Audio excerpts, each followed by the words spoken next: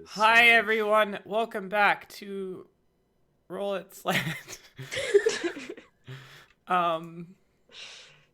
We're a new stream. This is definitely our first time playing this year.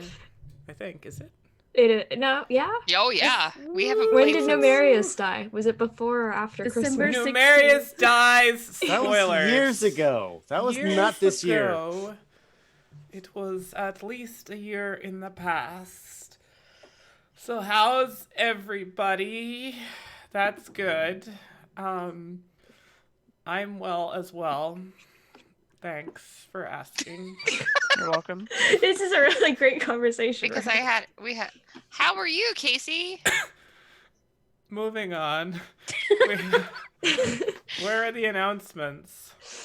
There isn't one because I was at work all day. Set up an intro. I'm just gonna read the one from the last.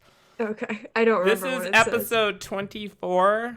It's the Nope. 25th episode.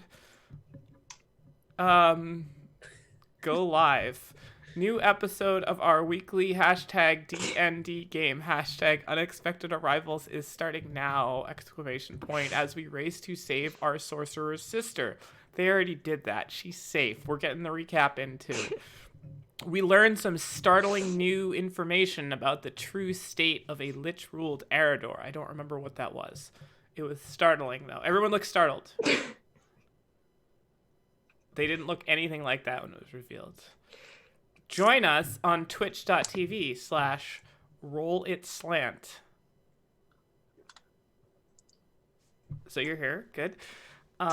Tags, dice, roleplay, exploration.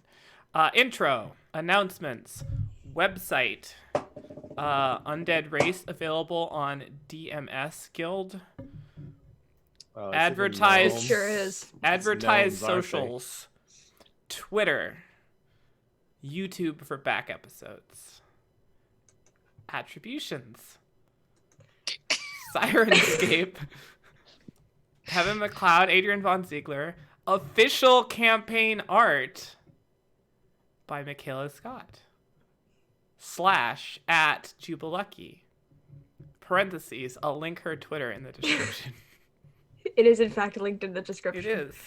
Good. Now that we have got that incredibly organic experience out of the way, free range announcements, introductions, we can dive back in to the Dungeon and Dragon game, Dungeons and Dragons.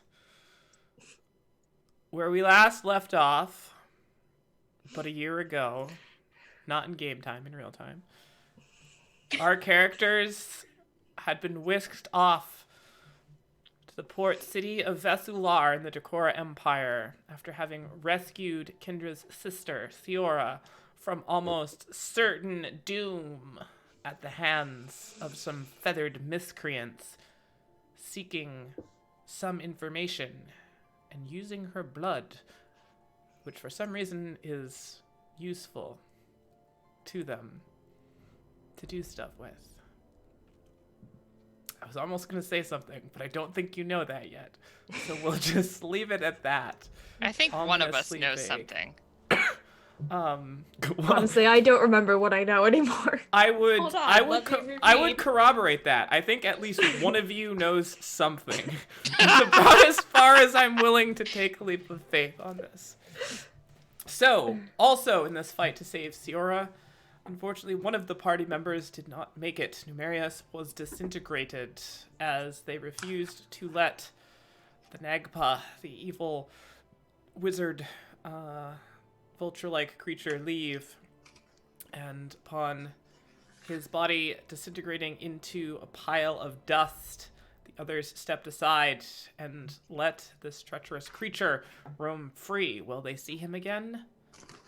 Only time will tell. Yes. But a pressing matter was at hand, so rather than have time to mourn for 3 or 4 episodes, we moved on into the plot Immediately. 4 immediately. minutes.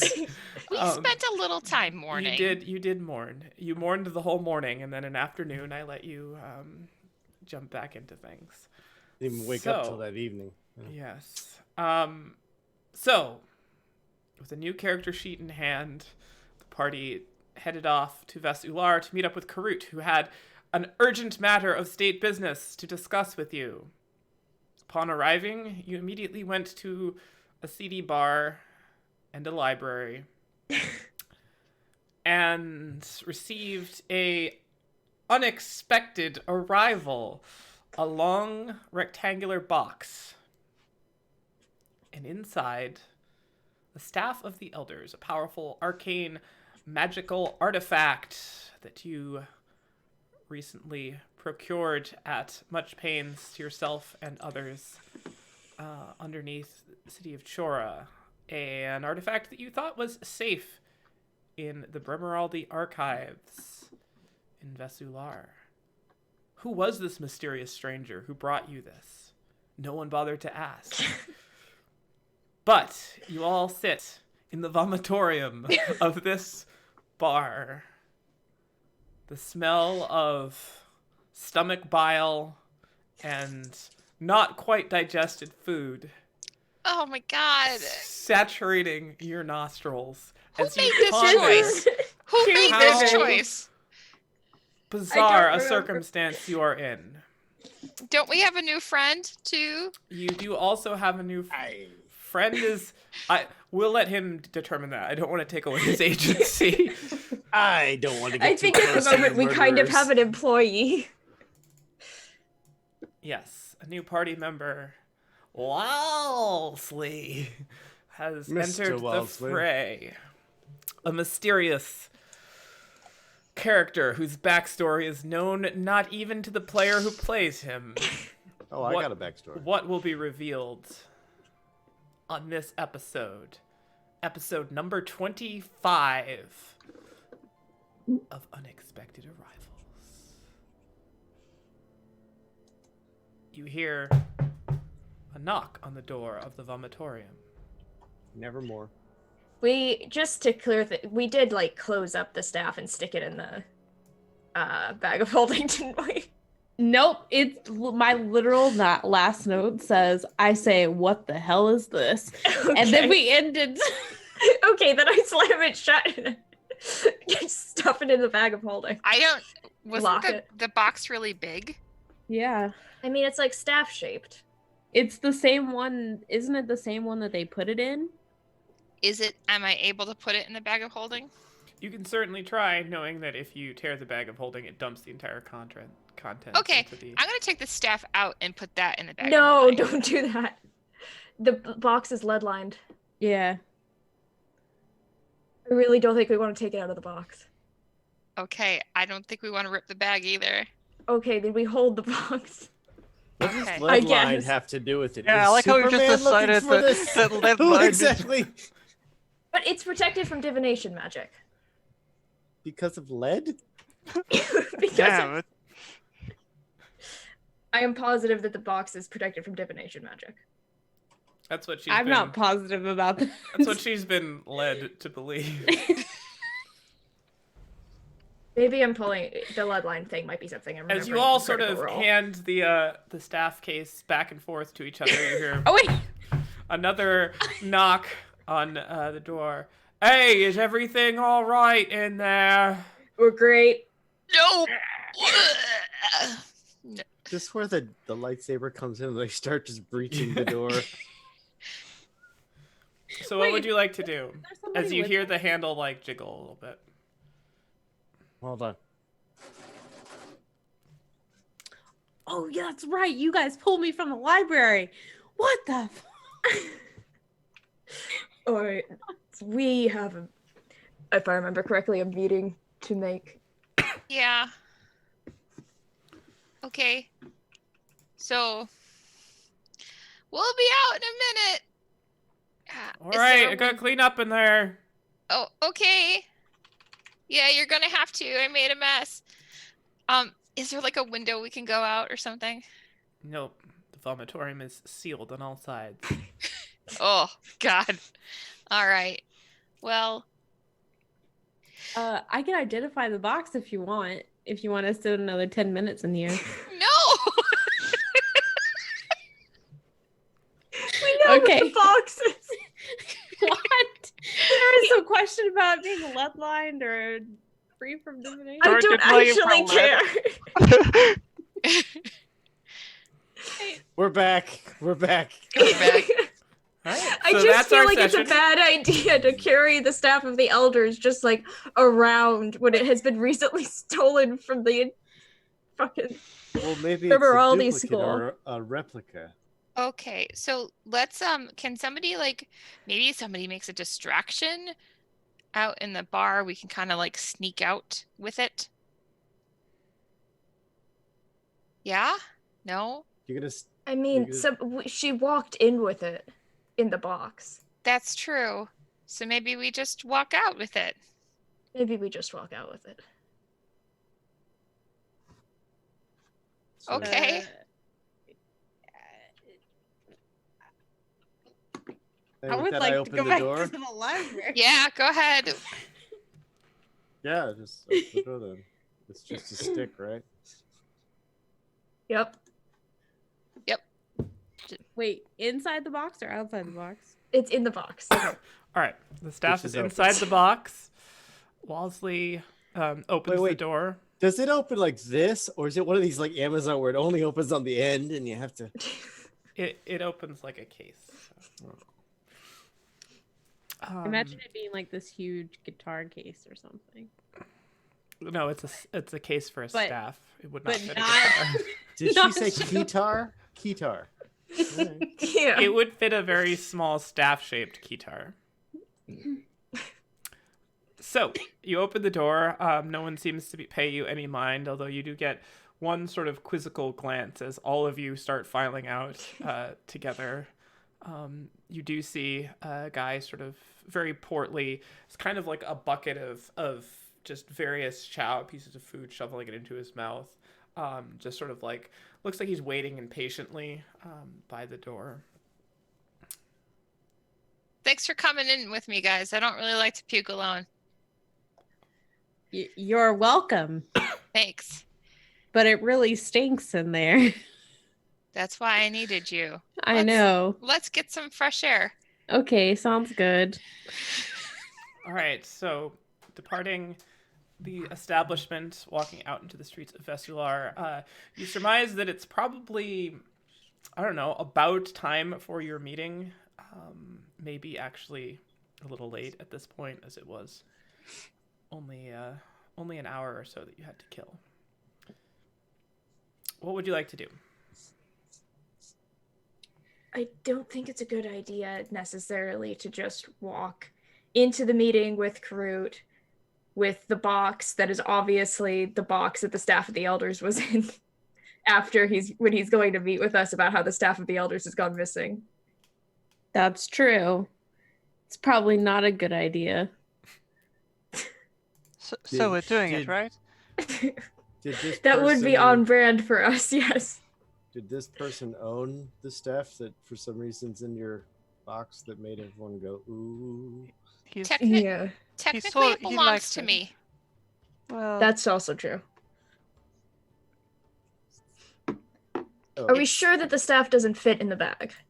Or in We a bag? We didn't try because I thought it could be divined on, but we can. I don't think the whole box is gonna fit in there. I think the staff might though. How I mean- tiny of a? Never mind.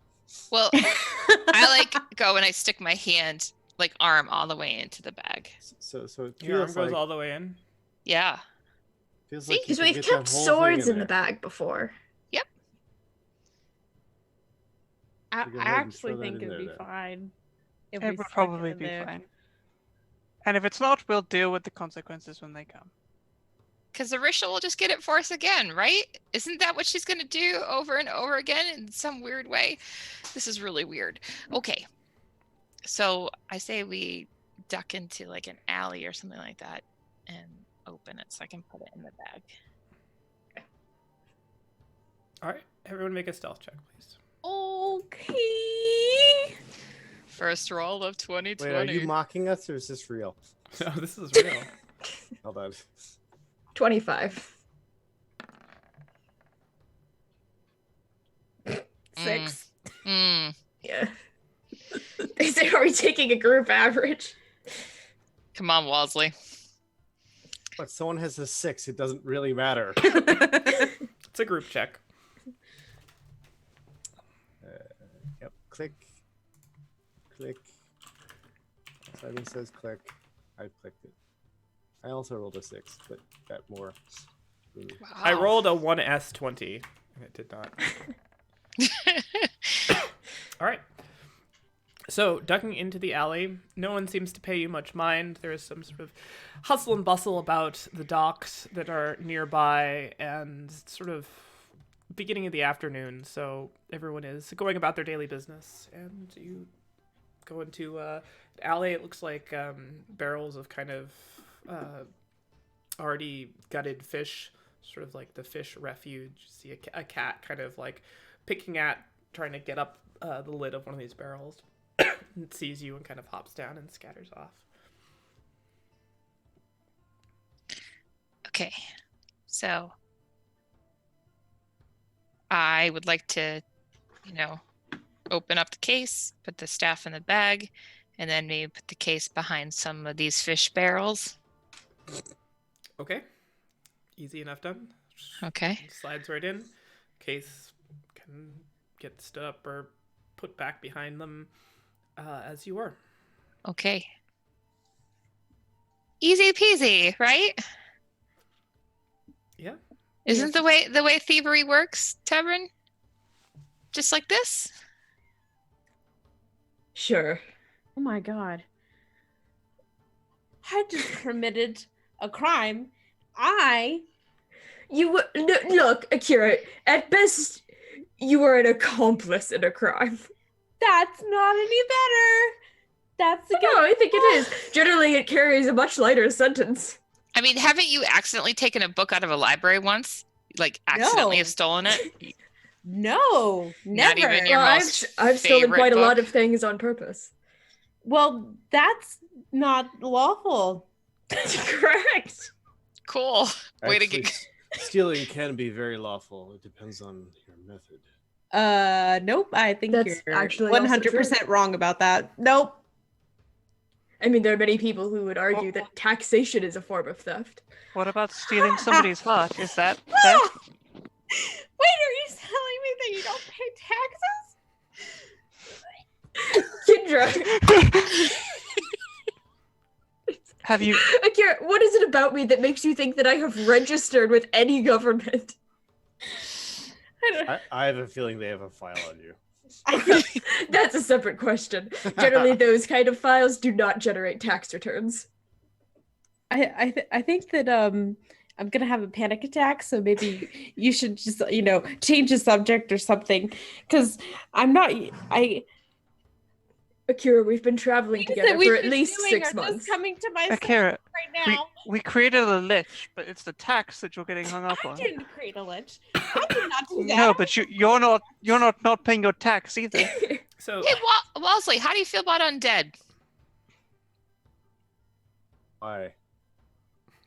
I mean, I'm just...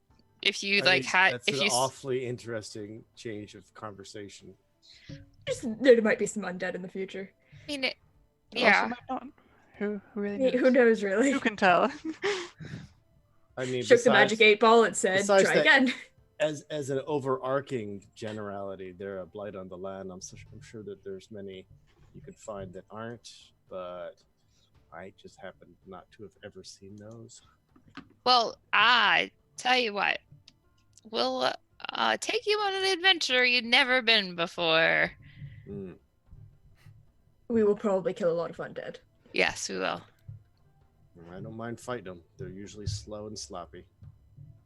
Exactly. Not really. But that's okay. Just... We're going to learn a lot about each other. It's going to be great. I think that panic attack is transferring over to me. I told you guys, we should just do As you something like one, walk around. stand in the People alley panic. conversing. You, the four of you who are in Karut's acquaintance, hear Karut's voice in all of your heads, as per some form of sending message type spell. You hear Karut say, "Thank God the Empire does not rely on you for punctuality, but time is of the essence. Please, your earliest convenience. We need to meet."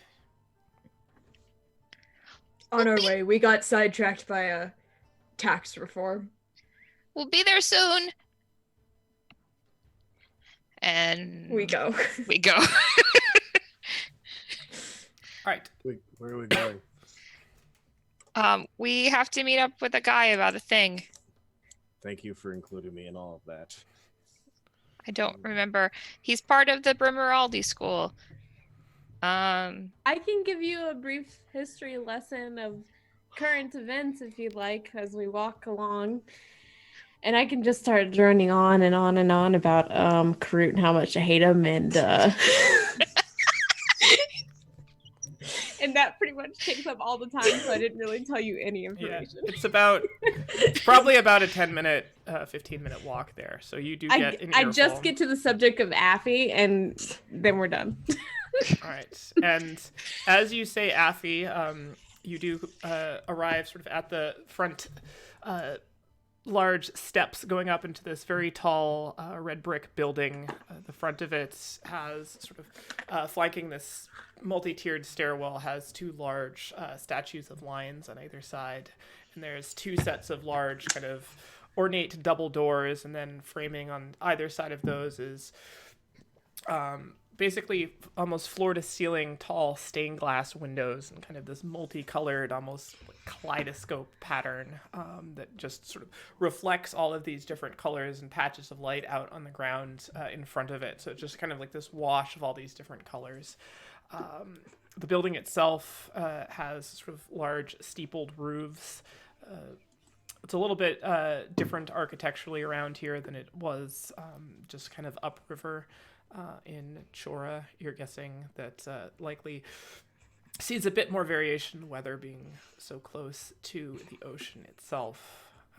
And you make your way up the stairs, and you see sort of pacing just inside the doorway. The doors are kind of like propped open. It's kind of almost like a large sort of public building. Kira, you were just here. This was the library. You see pacing around in the lobby is Affy, looking a little bit verklempt, just sort of going through things and stopping and like taking a deep breath and then looking, and then she looks up and sees you, and her eyebrows kind of like perk up a little bit. Well, it's a good thing that you're all finally here. Karut's he's been very eager to meet with you. I can take you to him. Later on. That'd be great. Thank you. How have you been?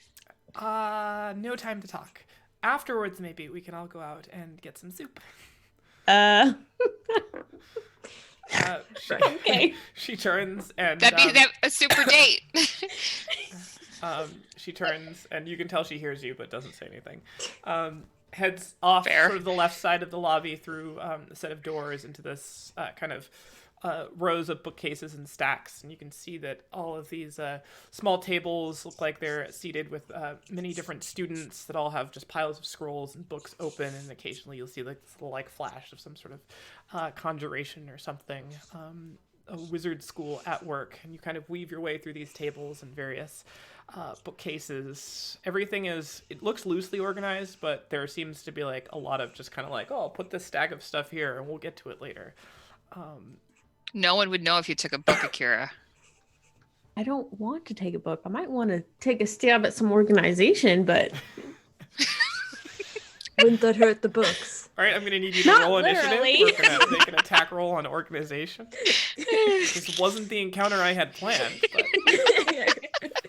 All right, so you make your way through this library area into a set of halls, sort of white marble floors, and then again with the brick walls, and you walk past a few sets of doors that look like they're offices of some sort, and then come into a larger kind of meeting room with a circular table that sits probably about 8 to 10, made of just a very fine wood, very nice sort of leather upholstered chairs all around it. There's collection of books and some scrolls laid out, a couple of maps out on the table as well. Karut sits there. There's somebody else sort of talking to him, and he looks up and kind of like rolls his eyes as you guys come in, and stands up.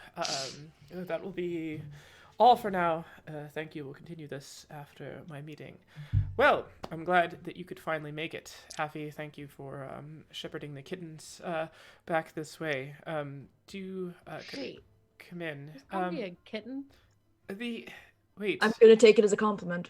Who is this? I'm sorry, sir. The new associate. library... Don't worry about it. He's with us. Right. And Numerius, is he on his way? No. Numerius is gone. Gone where? He's dead. So we ran into some worshippers of Istis.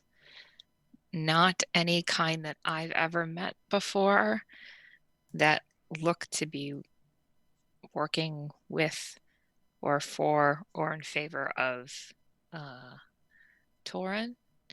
And he got disintegrated and none of us could stop it. That's powerful magic. And we thought we might need some more help. Yes, as was the divination magic that the creature was casting. Strong enough to pierce beyond whatever veils Torin may have thrown up around Eredor. Well, that is one of the subjects I was interested in talking about. Well, suppose we press on. He kind of sits and motions out for all of you to sit. Oh, as well. Walsley, this is Karut. Karut. Walsley. He stands back up. Then I just look at Akira. This is. Oh, I see.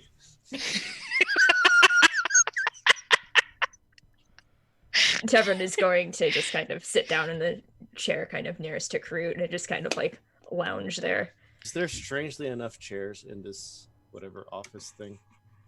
There are 10 chairs total. Oh, it's a conference room. It's a conference room, essentially.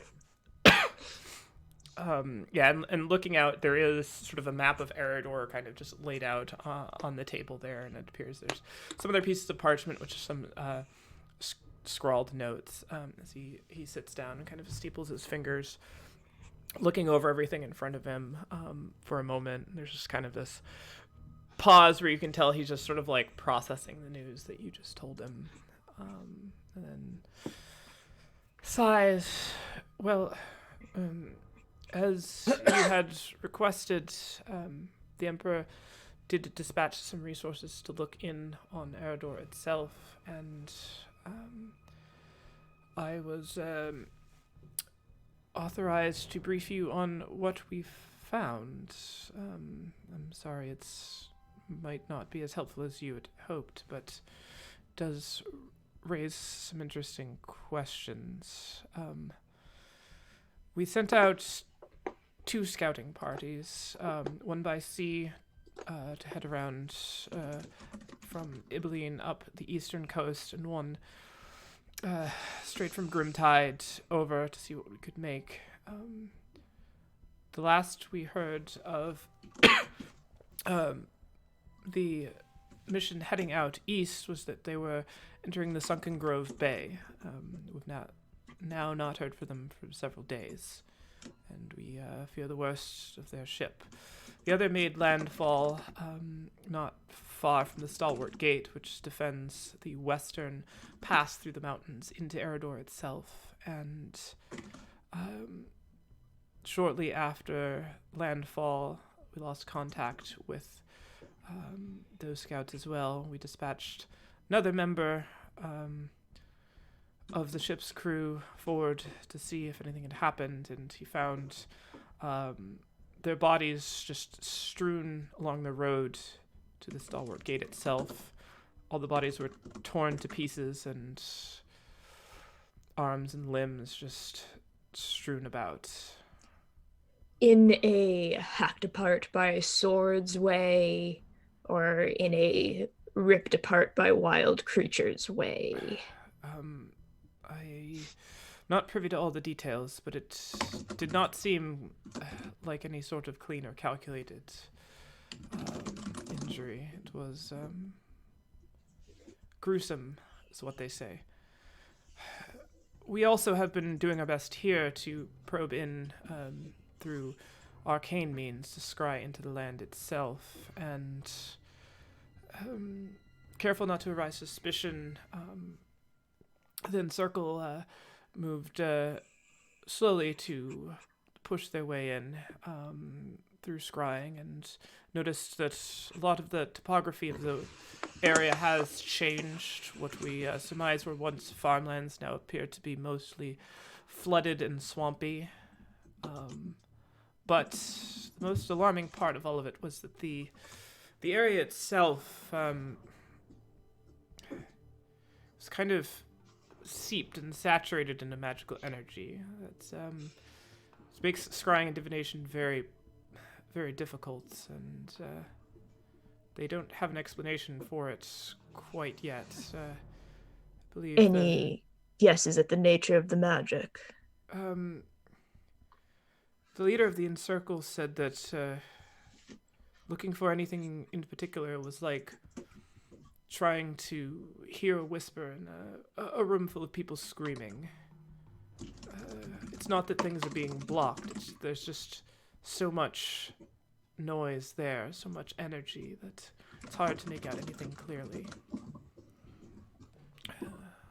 After we regrouped from that attempt, once again, we tried to push a bit further, scrying in a more concerted group approach, and realized that what we believe to have happened is the ley lines between Eredor and the Fey Realms itself are somehow distorted and fractured. The planes are bleeding together. The material plane is now essentially bathed in that which is the Fey Realm. And we believe this to be the source of all of this energy. We did not see any sign of undead forces or armies, a few sparse Fey creatures, and unlike when last we were there, the land was verdant and fertile.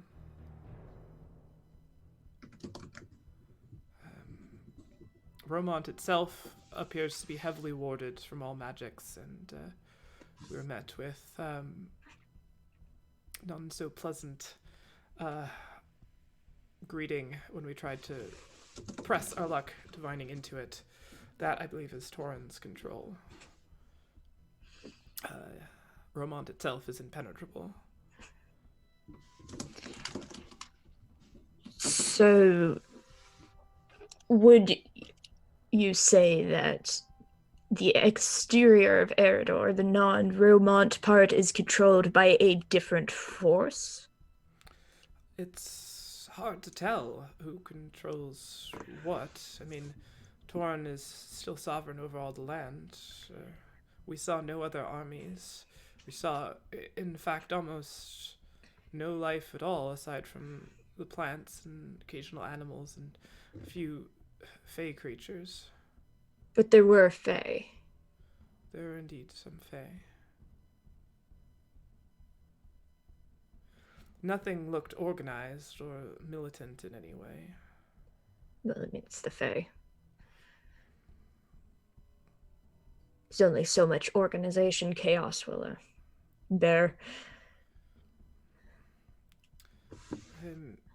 So, with such dearth of knowledge, the Emperor asked me to inquire from you if you'd be willing to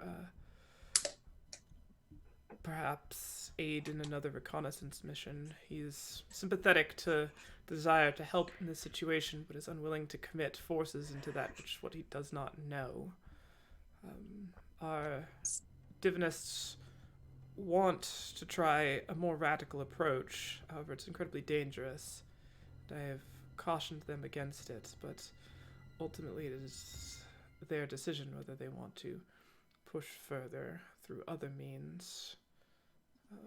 But your protection in that matter may also be useful. However, I do warn you that astral projection is incredibly dangerous.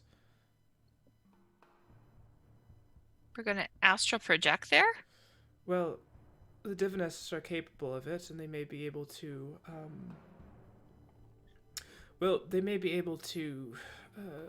tether one of you along with them. They've trained to do this sort of thing, but they won't be able to take every single one of you. Maybe just one or two if you want to press your luck. And is this the sort of thing where if you die in the dream, you die in real life? If your tether through the astral projection is severed, you will lose your soul and consciousness into the astral plane itself, set adrift in a sort of purgatory.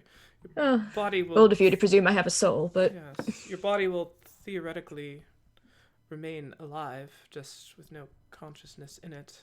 Just an empty vessel. I mean, personally, if I'm gonna die, I'd rather that all of me died. It seems a little bit messy otherwise. If one of the rest of you wants to chance on this, I suppose I can't stop you. I have no problem attempting it if needed.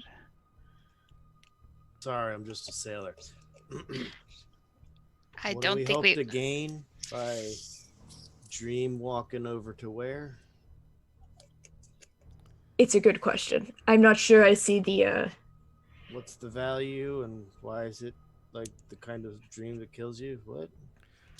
Well, if there's nothing perhaps guarding any entry through the astral plane, then it should be relatively easy and safe, and it will give a much clearer view as to what's going on. You can look for specific things. We may be able to even get a glimpse inside the walls of Romont itself to see what's going on in the capital. Gonna notice this dream. They're gonna have their dream Weaver. guards. You said if it's not guarded, what if it's guarded? You have And- dream guards. Somebody's snoozing and they're on guard. And I'm a little- why would the wards around Romont allow this when they haven't allowed anything else? They may not have thought our capability was up to this. It's very difficult to ward against astral projection, as it does sort of blur lines between what's real and what is more ethereal in nature. It may very well be warded. This is kind of a shot in the dark. Well, I think we need to try something, because otherwise we're just gonna... things are just gonna grow and get worse. Yes, we certainly need to do something. Did Personally, I personally, that isn't something that I want to do. But like I said, if one of the rest of you wants to, you have my support. can we hold on this train real quick? I mean, this river of thought. I don't know what a train is. What's a train? What is a train? I hear they're monstrous beasts. Yes. Out of character, did Tebrin tell us what he saw through the divination ritual? Yes, he would have. Okay. So I look at Tebrin. So there was another divination ritual. There was. We,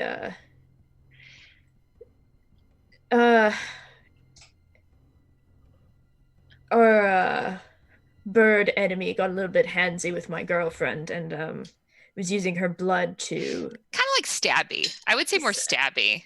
There were hands involved. Yeah. Used her blood to complete a scrying ritual on Eridor that I presume on Eridor. I certainly recognized some of it. That seemed to be attempting to spy on Romont, although where it's settled wasn't Romont itself, but rather a clearing in the forest nearby, a sort of deadened swamp land, covered in bodies, with a figure that was sort of a half human, half stag. Certainly Not a creature like sounds any I've seen before. fey in nature to me. We didn't not see anything like that. It was just satyrs and pixies and the like. Well, it had flesh on its antlers, which was why I was asking about the state of the bodies, wondering whether this creature was the cause of the death of your scouts. I don't have the answers to any of that. And you said you were using Siora's blood. Siora, what does your blood have to do with any of this? And a bit of sick. She just sort of like folds her hands and just... Oh, I forgot she's with us. I forgot she was with us too. It was something to do with our family specifically, as they wanted my blood also. Is there something that we should be aware of, Kendra? Some other deal, perhaps? Not other than the one I told you about already. I believe, to the best of my knowledge, she's New Deal free. Yes, just the existing deals. Well, nothing short of surprises with the Habel family, then. We did have one other attack on these grounds itself. Oh, did you? The two chronicles, which we were keeping here under safeguard, were both killed through some sort of magical force. We found them drowned, actually. Sort of black sediment-filled liquid had filled their lungs. It seems to me as if someone is doing their very best to control as much information as possible, and in that there's a lot of divination and a lot of effort to remove creatures of divination from the playing field, so to speak. So they don't want us seeing something. So let's go find it. Let's see it anyway. Let's do it. Is there any other information that you all have regarding this plot, or anything else you may have seen or heard? So you work for the government. Does that mean everybody here is... We had work a big with... talk about taxes just now. You don't understand. They're very government. Is that I work for my goddess, really. So I'm entirely a free agent. She is not. He's not. Despite their modesty, all of these upstanding individuals have been of great service to the Empire as of late. It's been convenient. Mostly I just work with people I like. I'm flattered. Aww. You should be. Tebrin likes us. Sorry for ruining that, but all right. The bird person has a master. We didn't kill him. Oh yes, well I mean the bird was working for someone. I presume Torin, but I suppose I don't have... There could be a third party in play for all I know. So Torin has agents in the mainland. It's possible. Agents controlling from what you said, fairly considerable amount of magic. It's correct. Very pertinent. But the master, I mean, he referred to a master. It's not clear. The thing you brought up undead. The thing, the agents on the land are undead. Well, no, They the bird were seemed pretty bird alive. people. Well, there were also other human cultists. They were worshiping, oh my goddess, which is super gross. Anyway, they were but exclusively worshiping the maiden. Do you know? I don't know enough to say what occultists worship. Yeah. I assume it's not orthodox. No.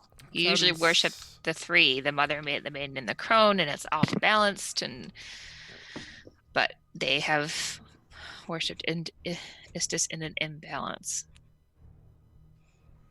If they're blocking this place you want to look in on with your dream death, maybe we could look in around here for that undead bird. Or not undead bird. He's not undead. You're very close. If you got the gist. This bird creature is still at large somewhere, it's likely important to track down its whereabouts and find out what it may be up to. I have a feeling that if Torin is bold enough to set operatives into motion in our cities, then something larger may be at play here. Yes, and if there is another party, a third party at play here that is powerful enough to, also good to know. If you'd like to send people somewhere to look for clues and or evidence of this past blood ritual, it was done at the Architects in the Blue District. But who's the architect? I don't know. I really searched for that, and I couldn't find it. Jeffrey is like pulling out a piece of paper as this conversation is happening and just like sketching out a rough map. And this is back in Chora, you say? Yeah. Correct. All right, well, I will relay the message to have it investigated. So, about who should do the projecting? The scrying and astral projection that they plan to attempt is all being headed up by the Encircle. They'll have all the information there. I can take you to meet them if you'd like. How many people can be projected? Well, there are 4 members of the Encircle, who are the Imperial High Divinists, and perhaps they may be able to tether 1, maybe 2 along with them, although that might be tenuous at best.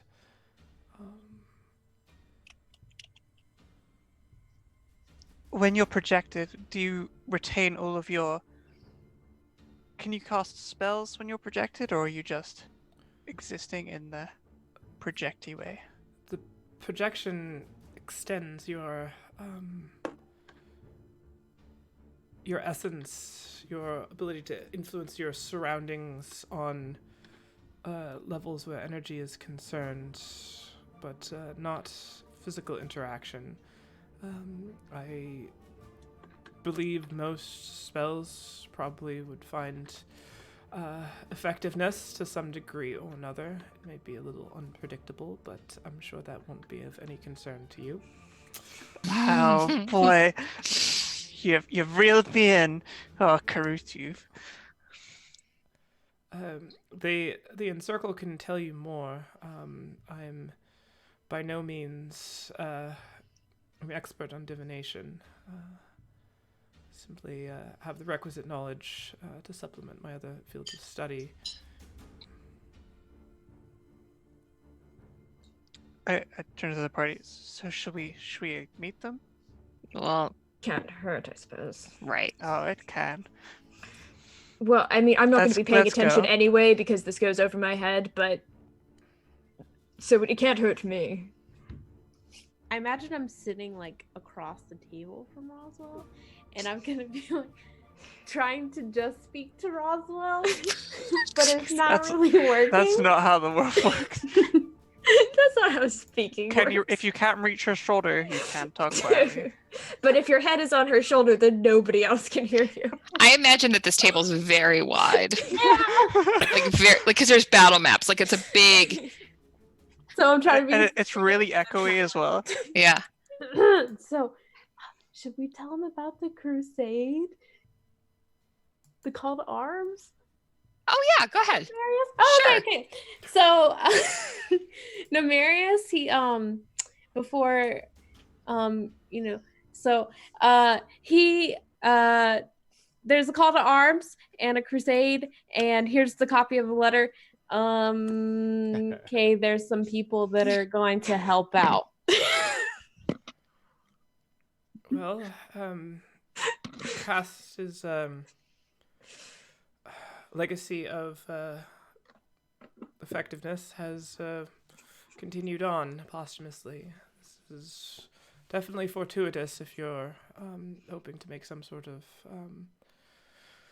procession into Eridor itself. The more allies, the better. I'll inform the Emperor to organize these interested parties in the efforts as well. This is for Nemarius. So yes, it will be done. Just in case you were, questioning it or something. I will see to it as I have said. I didn't realize how much I missed Akira till right now.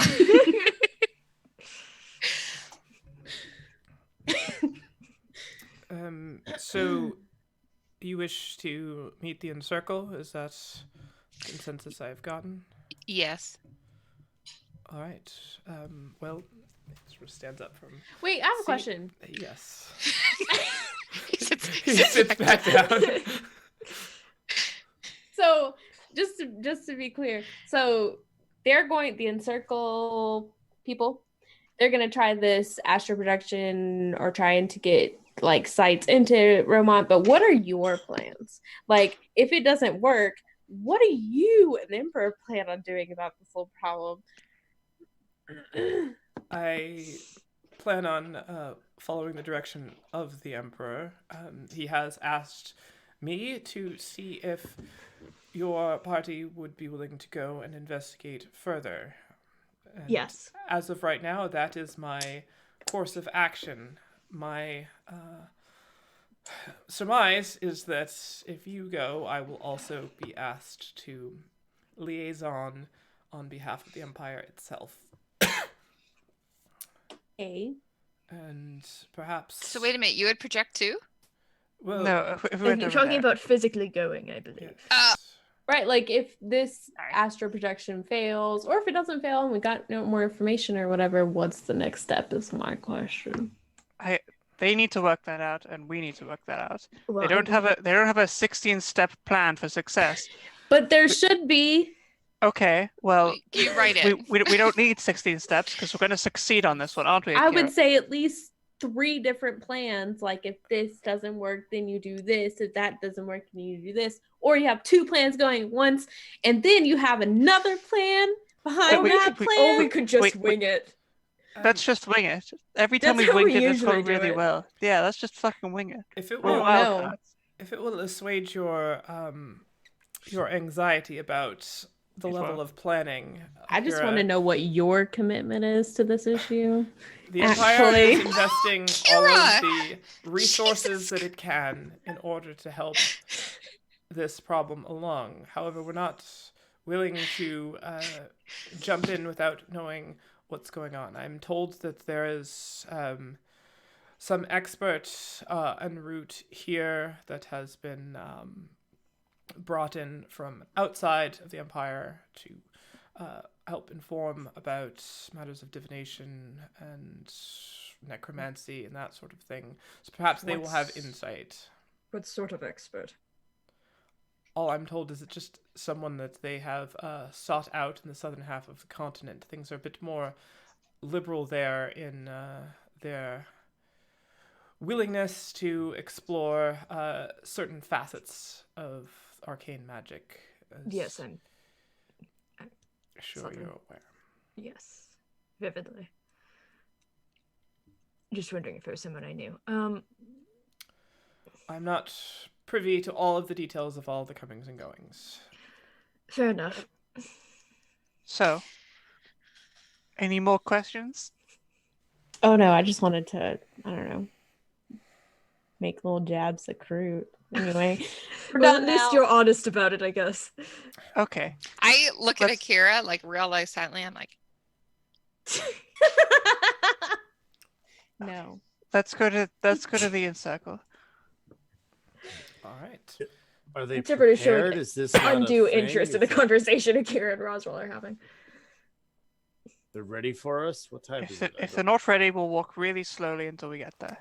Well, I mean, the ritual itself is likely not on standby until you arrive, but they will certainly meet you, and perhaps you can make a bit more of an informed decision as of how to proceed. In this matter, I am unfortunately just a messenger. Okay, Bye. let's go. We go. All right. We go. He stands, and the party of you follow back behind him, sort of weave through some back passages through the Bremeraldi school itself, and get to a point where there's this sort of large, locked steel and bronze door. It has sort of, crosses of banding of strips of metal on it, and clearly very heavily reinforced. There are 2 members of the military sort of flanking either side of the door, who kind of straighten up a little bit as Karut nears, and he just sort of like nods at one of them, and they turn and take the key and open it, and the door swings open. You see a long corridor that goes downward in a sort of gradually sloping stairwell with flanked torches on either side that keep everything well illuminated, but there is no more exterior light, and it just sort of goes down into what you assume is kind of the underlayer of the school itself, surrounded by quite a bit of stone, if you can tell. And you follow him down, kind of winds around to the left a bit, and you enter an area, sort of long hallways with several rooms off of them, and then much more grandiose, sort of arched doorway, again flanked on either side by 2 braziers. And he turns, and you head in to this room itself, and you could see that there are 4 figures there, and all of them already kind of turning to look as you sort of crest around the corner. And as you each sort of work your way in, you just hear in your minds 4 different voices just saying, "Greetings, welcome." But you notice that their mouths do not move as they're communicating telepathically with you. And they kind of look each of them over. I need all of you to make a perception check for me.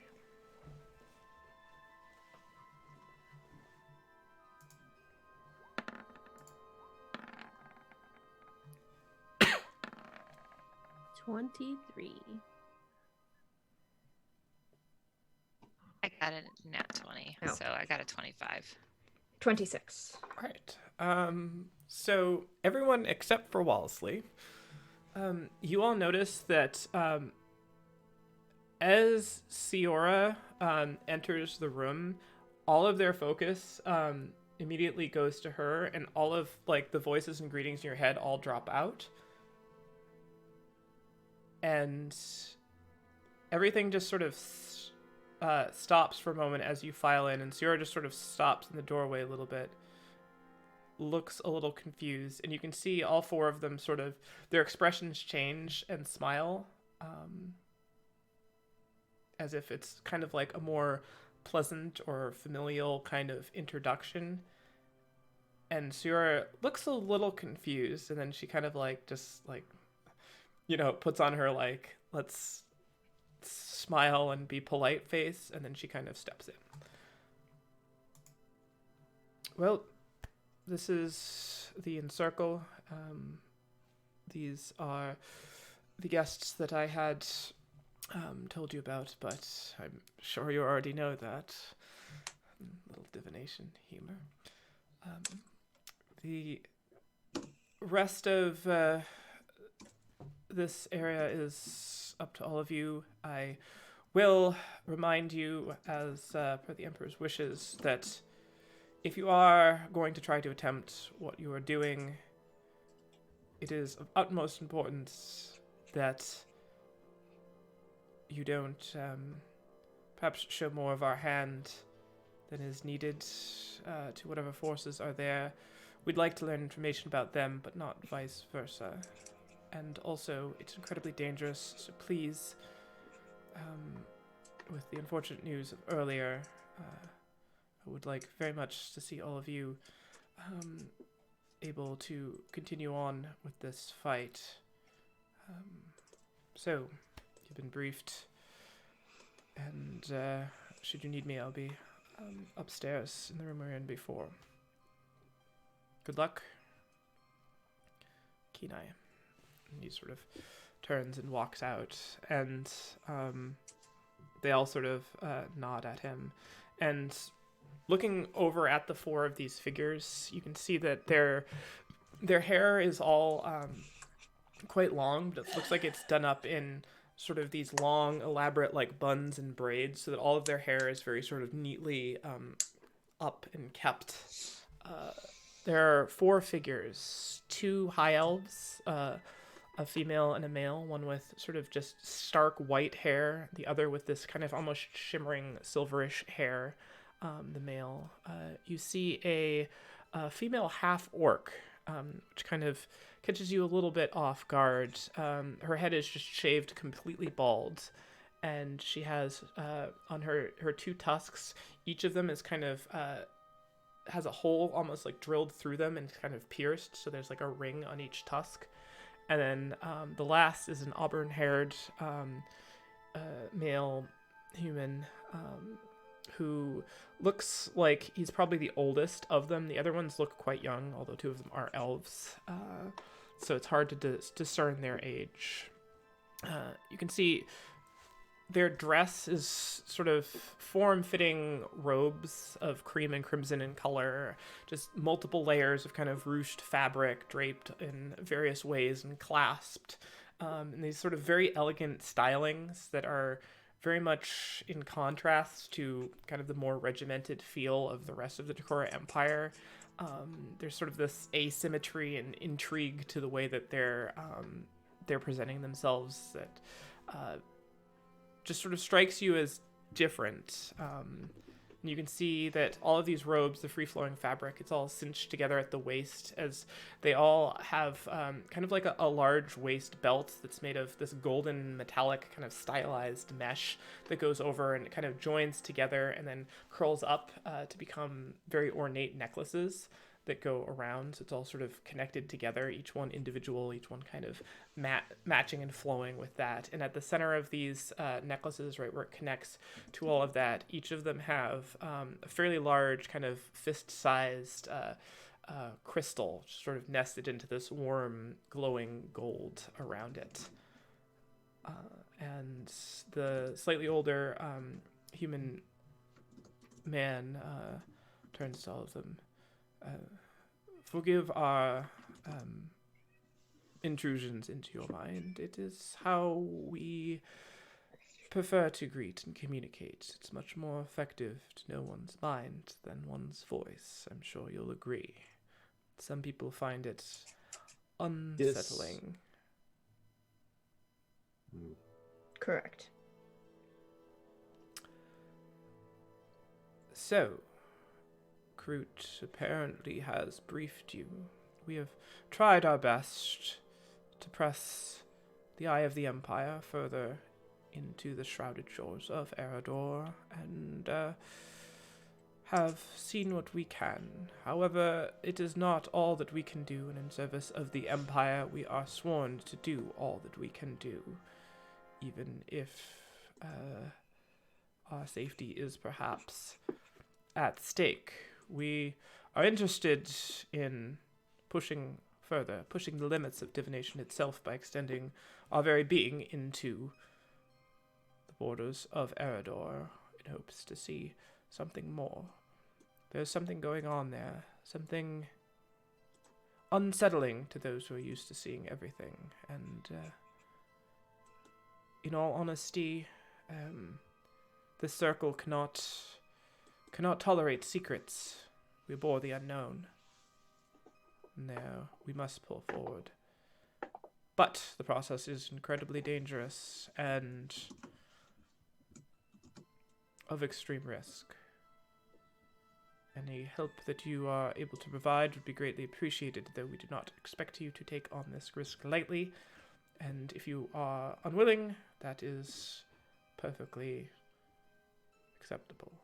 I sense you all have a bit of distrust and anxiety here, which is understandable as well. What kind of fortitude should someone have going into this? Uncertain. Depends on the struggles that one may see. Strength of will always holds an anchor tight, but other strengths may be relied on depending on what sort of challenges are faced there. We can only ground likely one of you along with us, and if any of our concentrations waver, it does put that one in peril, as well as untrained, you're not able to hold your own tether. So it requires the person who goes, well, anybody who goes, their own concentration is 2. Correct.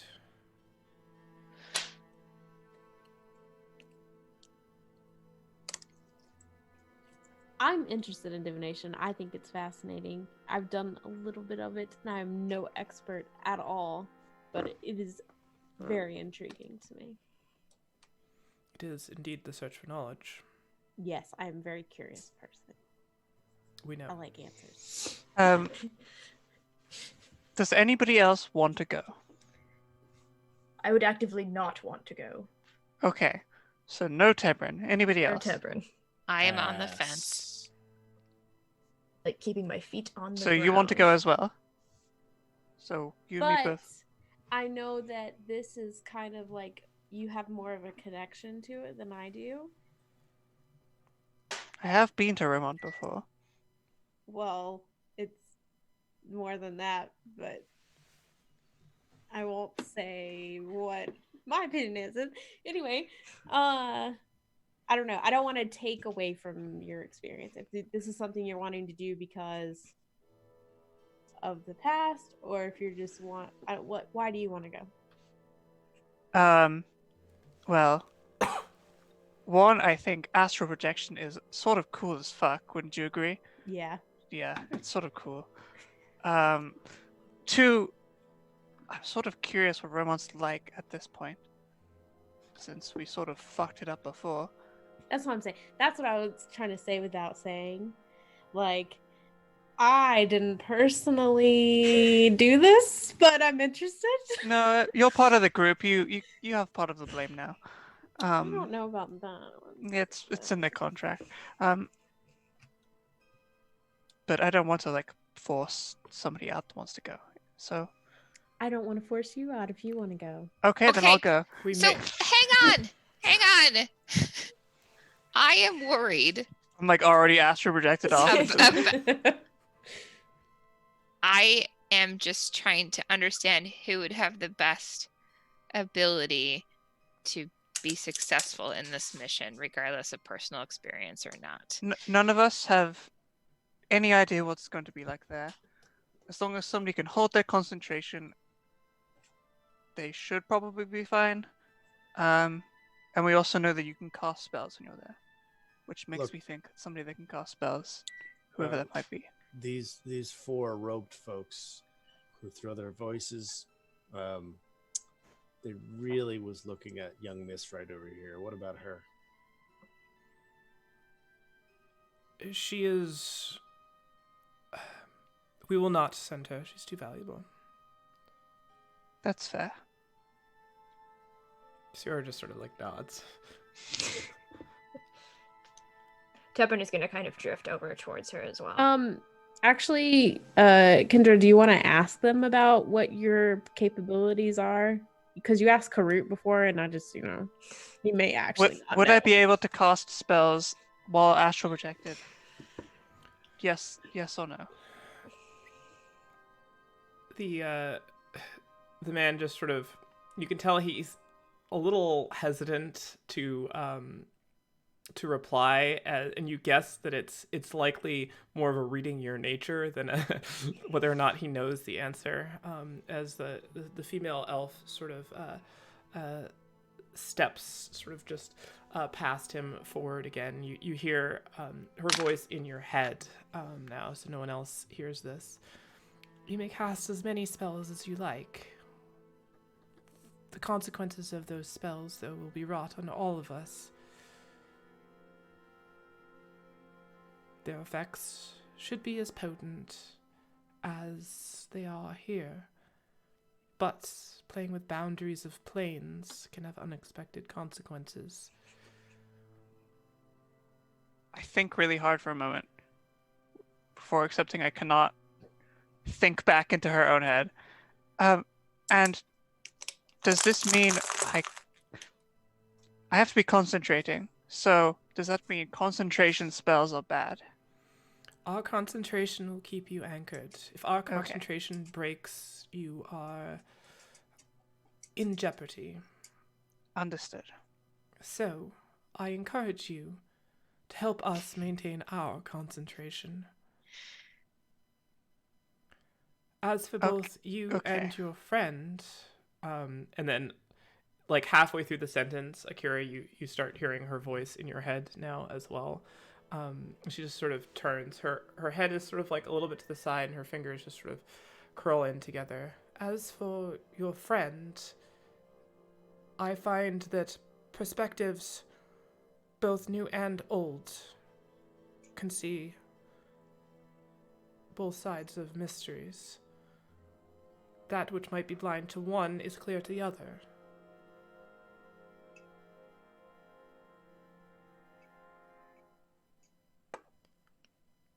The rest of us are just completely cut out of this conversation. Yeah, they're just like where they're just looking at each other, right? I'm like at a tennis match going between Akira, because I can see them reacting to something, but I'm like, So you saying we should both go, or one of us should go? Now, when Kendra and Akira speak, it's physical speaking, correct? Yes. Yeah. So yeah, this is awkward. But telepathy is bad. Just stay out of people's heads. The other high elf sort of folds his arms as he's, and they're it seems like they're listening to all sides of the conversation. I don't think either of these are a good choice. They're too dangerous. But we can't have whatever it is sneaking up on us. I could be responsible for one of them. If the other three want to tether the other, then perhaps we can proceed. I do also think that we may be able to press onward were we to perhaps engage some supplemental forces here. And he turns and looks very pointedly at Siora.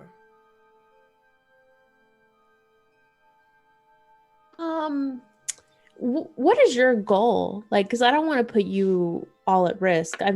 What you're doing is like very important. Are you just wanting to look, or are you wanting to interact? We want to learn the unknown. We want to unravel the mysteries of Arador and lay them plain and open out to the feet of the Emperor.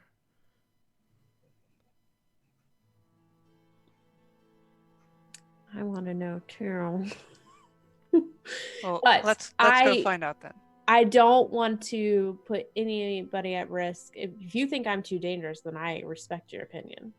Like, you know what's going on up here. So I completely respect it, and I don't want to put anyone at risk for no reason. Like, either way, if it does work, you all will have the information, so that puts me at ease. The half orc now sort of has been sort of leaning back away from all of this, kind of straightens up and sort of cracks her back. She turns to you. Well, it might be that there's something that you see that we might not. You won't be concentrating on keeping yourselves there. Ergo, you might see something. I'd bring all of you if we could, but we can't. And we must know. We'll stop at nothing to find out. I see. If 2 people can go, we should both go. Well, what if Roswell wants to go? Roswell, do you want to go? I was thinking about it, but there are some things I could do to benefit. Oh, hello. Can I benefit you here by maybe casting some certain spells on you to help you keep your concentration while you're here? I appreciate the intent, as the first man sort of moves around to look at you through the sort of crowd of people that's kind of been collecting in the center of the room.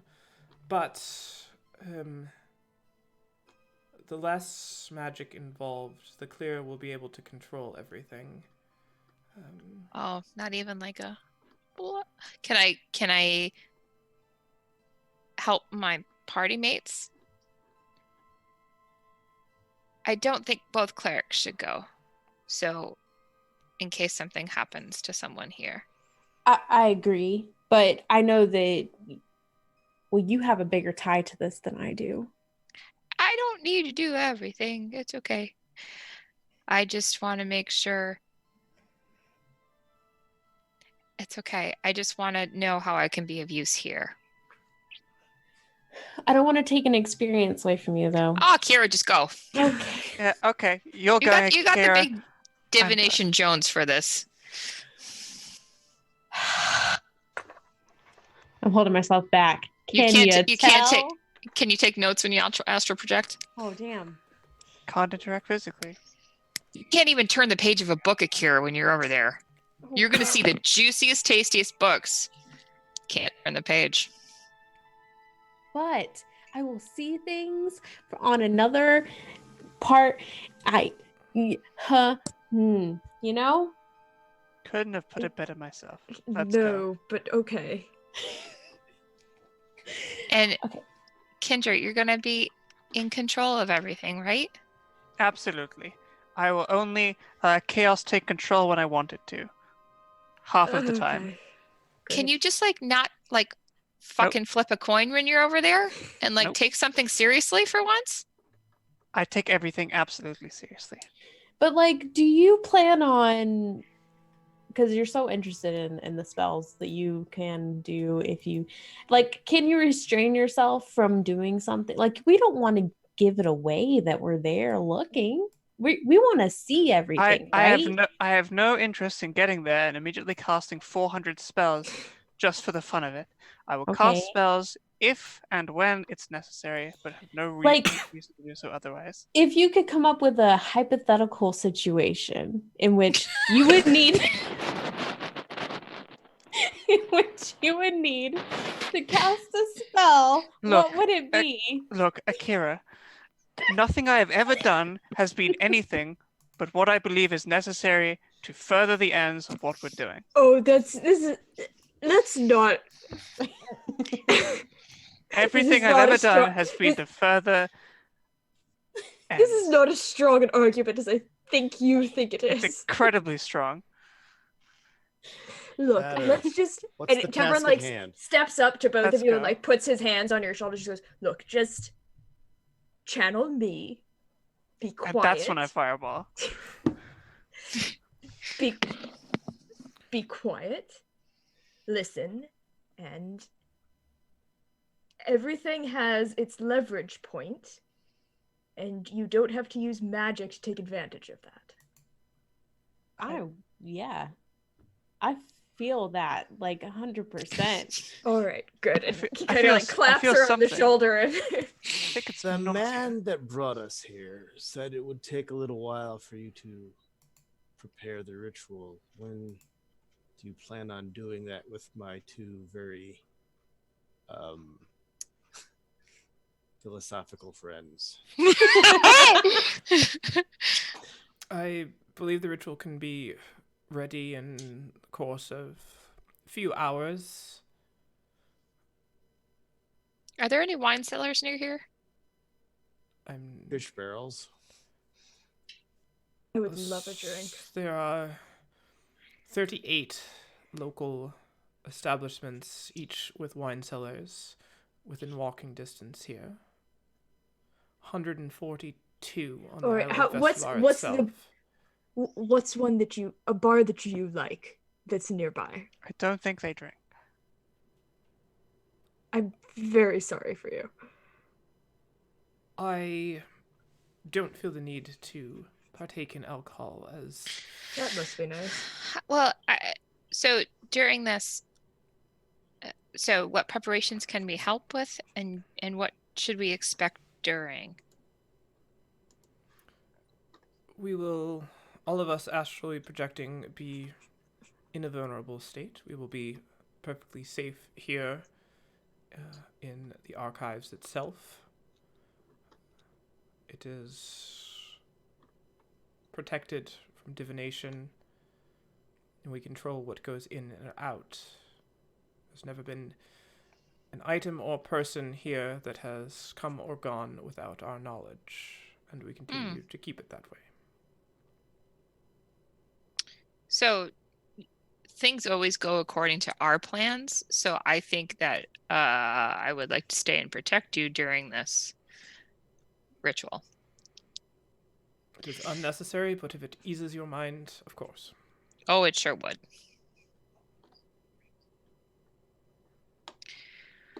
Okay, well, we've decided it's going to happen.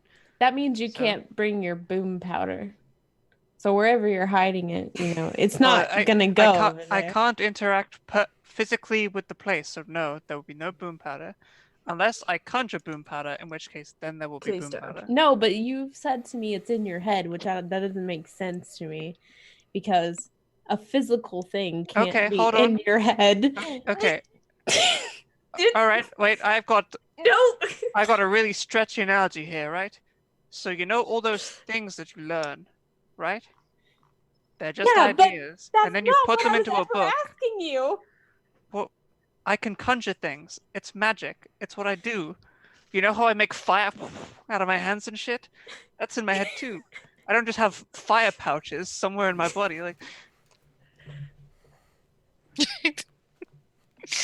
what do you think about all those fucking badges that I keep throwing everywhere? Do you think I just have a bag of badges? So we will see You you all do again have a in bag a of couple of badgers. hours. Wait, what? Sorry. Yes, you will. See you in a few hours. Oh, what about the people that are going? Do we need to do something? Well, since you are of a religious persuasion, I would perhaps pray for your safe passage. Is there a temple in this city? Yes. Well, you knew where all the wine cellars were, so I didn't know if you're going to... I don't know if there's a temple to your god here, though, Akira. I know the that's city right, pretty you're well. from here. Yeah, I've never seen a temple to Athena, correct? Here. Yeah. It's more of a southern deity thing. Yeah. Well, I do assume that you don't need a temple to pray. No, but I don't really want to do it here in the wizard place. Well, we'd prefer that you don't do it here either, as we got to prepare the ritual. And so that's why I was, asking around about temple. Go to a alley and pray. I don't want to go to an alley. Even I know that that's not particularly respectful. What? Because you think gods care where you pray from? They've got way bigger things to worry about. I can go to a peaceful park or something. That's fine. I'll figure it out. I'm gonna get a drink. and then she can go to the bar. I just okay. See you in a few hours. I assume you'll contact us via Brain Talk. They Cool. nod. I give him a nod too, and we back out. Yes. Yes, if you would Cool. like. As you're all heading back out, the female half-orc does go over and kind of put her hand on Siora's shoulder as she's kind of turning to leave. If Siora stops, Tebrin stops as well. And you can tell they have like a little bit of a telepathic conversation, except Siora doesn't appear to be speaking. She appears like her half of the conversation is happening telepathically. And then they both kind of like turn and look over at you, Tebrin, seeing that you're kind of watching over this. And Siora just sort of sighs. I'm going to stay here and help them prepare. Can I get a read on like an emotional reaction to this from her? Does she seem uncomfortable? Make an insight check. 22. She definitely seems anxious.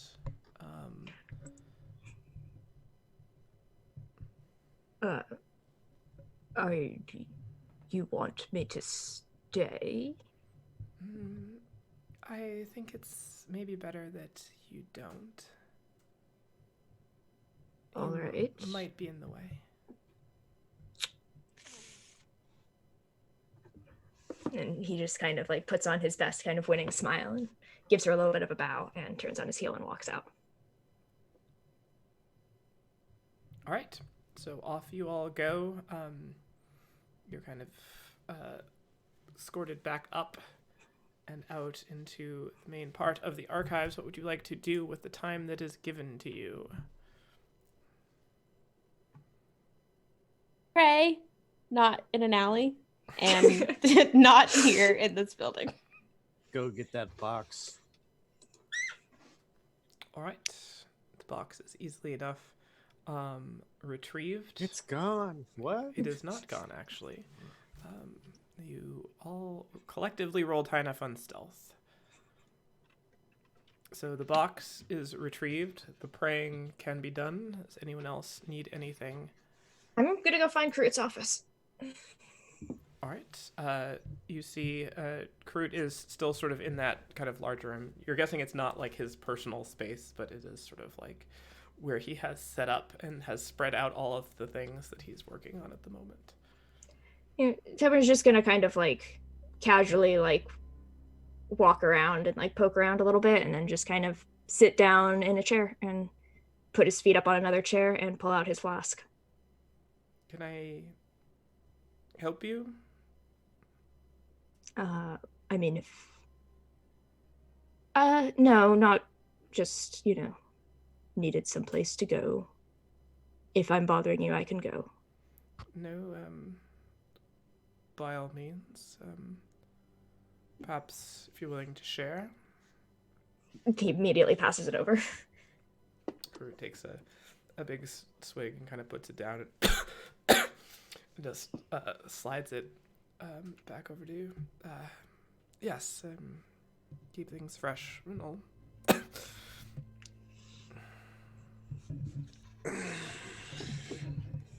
And he's just like, Tebrin doesn't like really try to make conversation necessarily unless like Krut is making conversation with him. He's just kind of All right. sitting and drinking.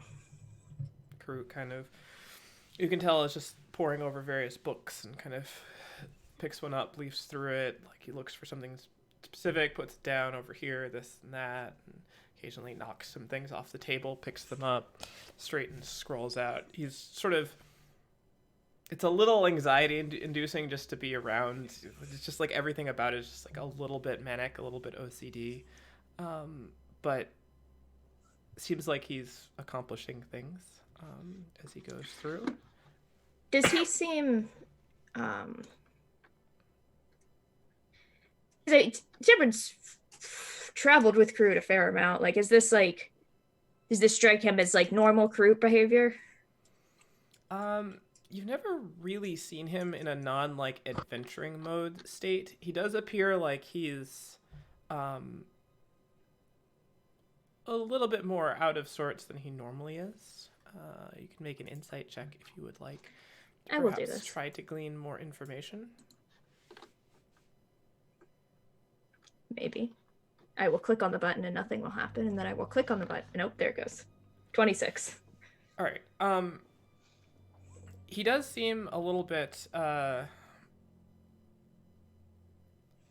like he doesn't quite know what to do with himself, and you seem to think that the more you watch it, the more you think that he just like doesn't quite know how to process the grief that he's feeling for Nomarius, and that he's trying to kind of like bury it in doing things, but he doesn't have a specific task that's like consuming enough to actually do it. So he's just sort of like nervously doing things, and the more you watch him, the more you realize that he's kind of like doing the same things over and over again, just sort of in slightly different ways.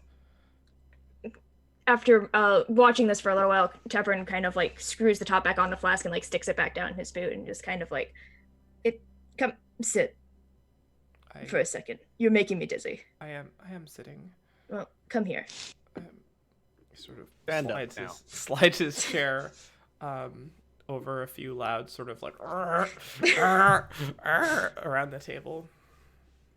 Yes?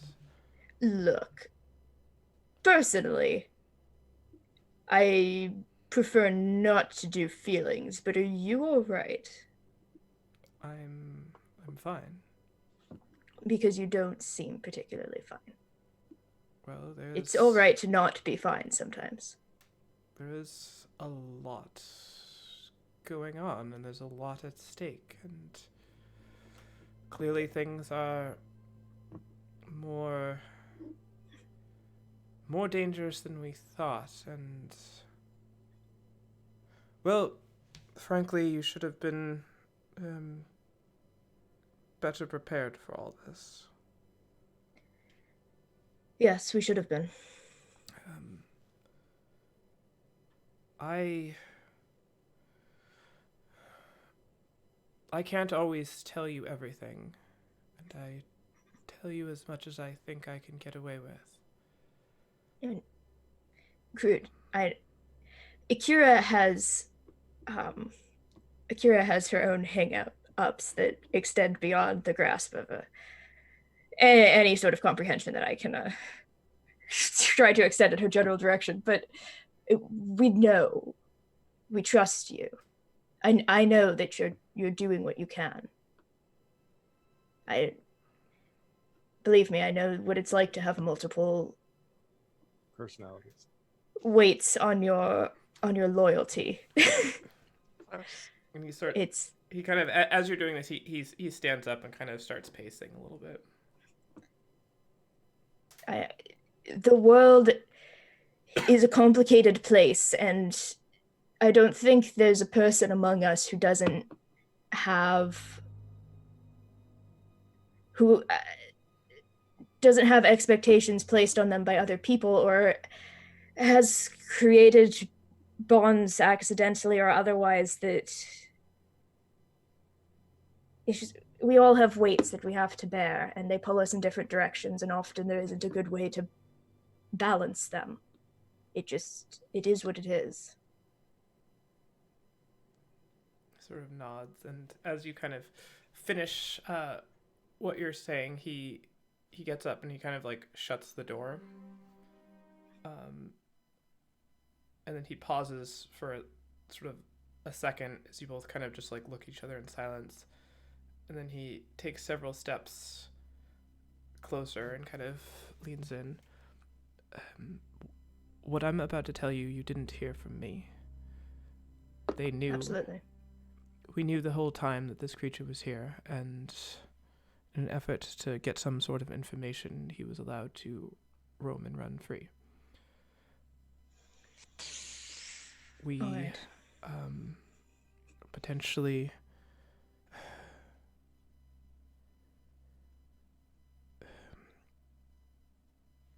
We hoped we had learned something, but we've not put it all together yet. But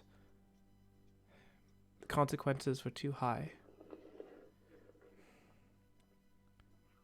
Yes, they were. Siora is... Well, to you, she's always been, but now more than ever, she's more valuable than you realize. She's the key in and out through the world of divination. Well, you said that the other chronicles were dead, so she is the last that carries that blood, I presume. Divine blood does now run in her veins. I mean, I know that academics were never exactly my strong suit. I'm aware that I believe the colloquial term is an idiot, but I'm not quite that blind. I'm aware that she wields powers beyond what one might expect.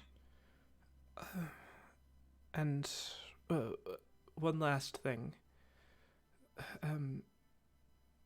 The Encircle can be, for all their powers of divination, somewhat blind in their ambition to see the truth. They will stop at nothing to learn secrets and are willing to sacrifice themselves and others to learn them.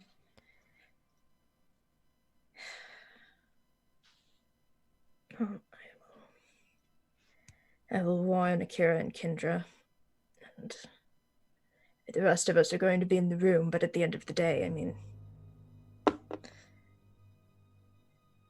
I don't know. It's their decision. I'm not going to stop them, but I don't know.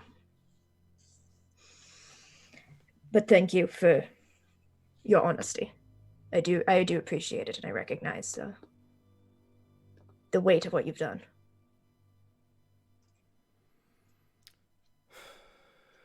He sort of stands and opens the door, and sort of looks back over his shoulder at you and just sort of gives you a little nod and then kind of walks out the corridor. We will pause for our intermission. Station break. Right there. Pause for station identification. You're watching Roll It Slant! Alright, so a little 5-minute bathroom break, and then we'll be back at it. After these messages.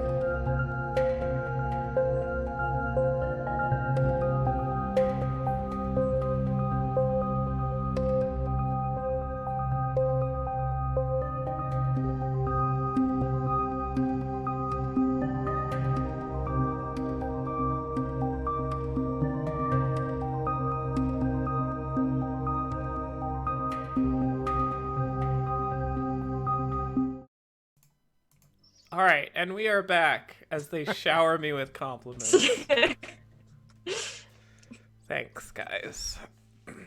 So, as Tebrin and Karut have little heart-to-heart clandestine conversation, Kira prays in an alley.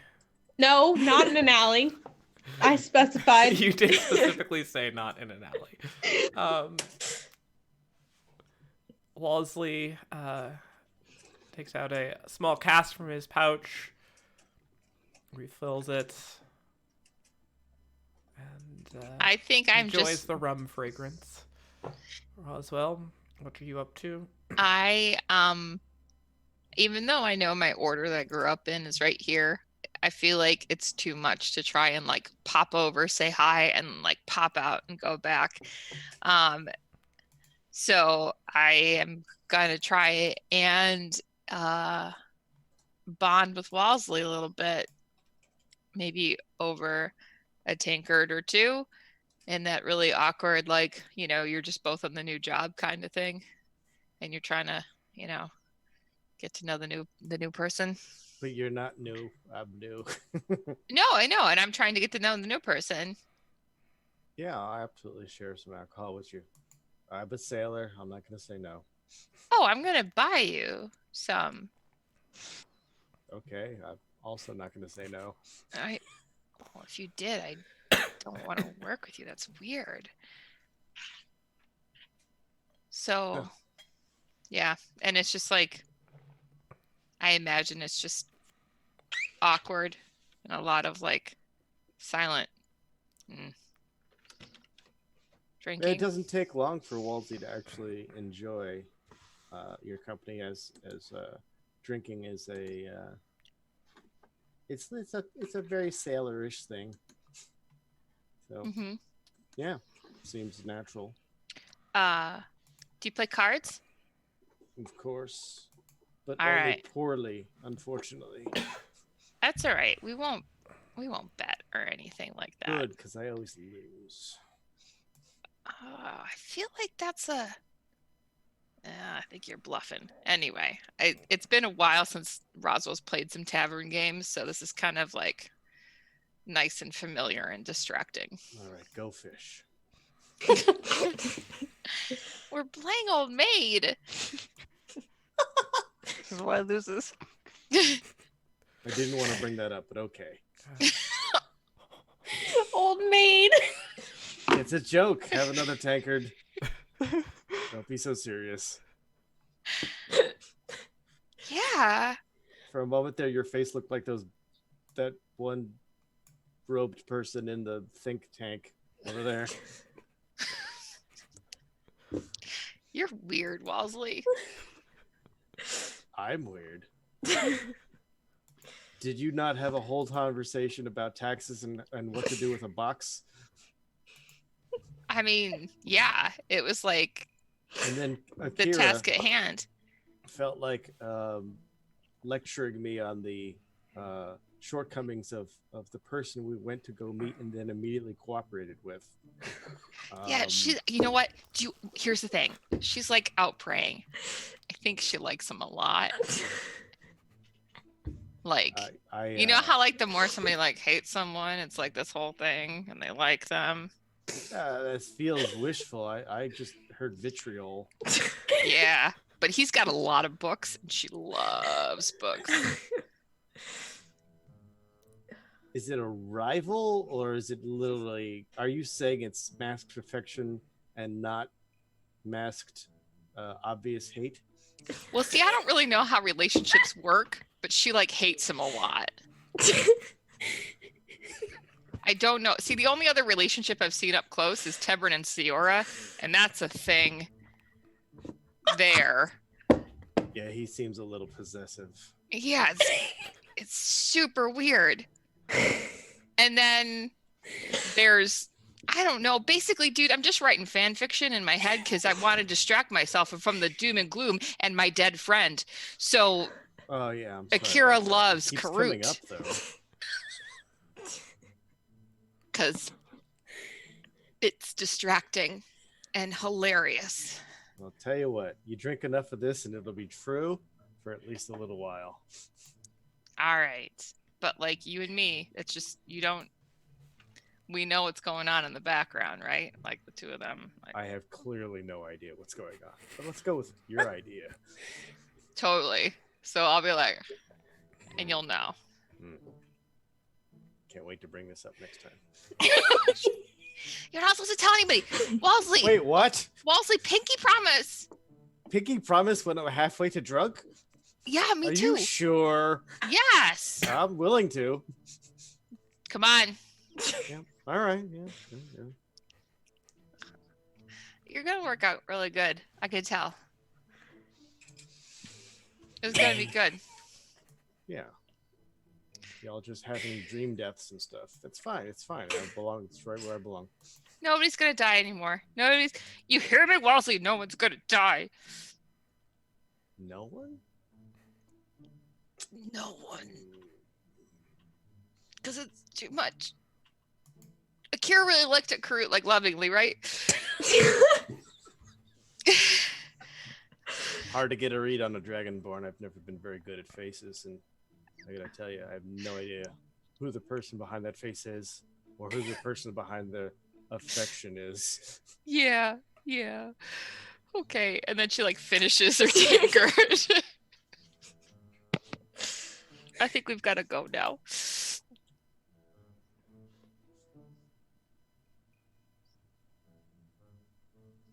We've been here for hours. I assume we've been here for the exact amount of time it takes for the ritual to get set up, so let's get going. Convenient how that works out. It is actually 100% accurate. Like you were a diviner yourself. I look at a broken compass and go, it's this way. Yeah.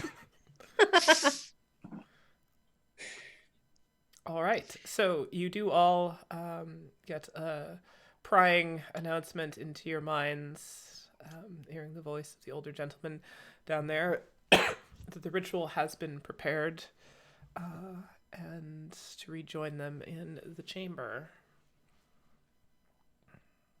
I assume you all proceed that way? Yep. Yes. Mm-hmm.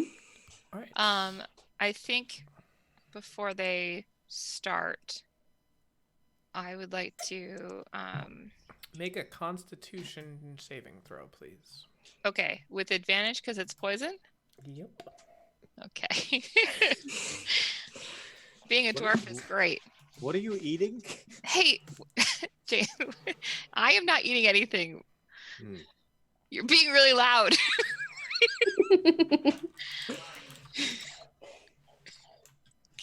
Get out of here.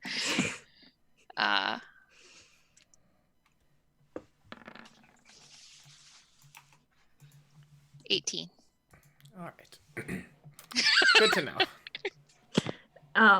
As everybody kind of meets back up before we go all the way inside, I am gonna catch Akira and Kindra back a little bit and just share Karut's warning. I am not, however, going to say that it is Karut's warning. I'm just gonna pass it on as like something that I had heard to be careful of. Well, who did you hear it from? I talk to people. It's what I do. Who did you talk to? Many people.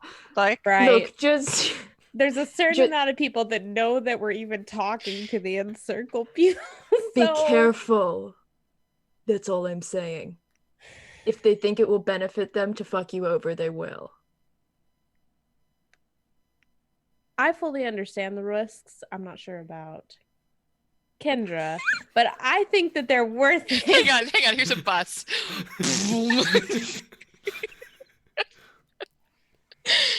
Look. I'm just saying.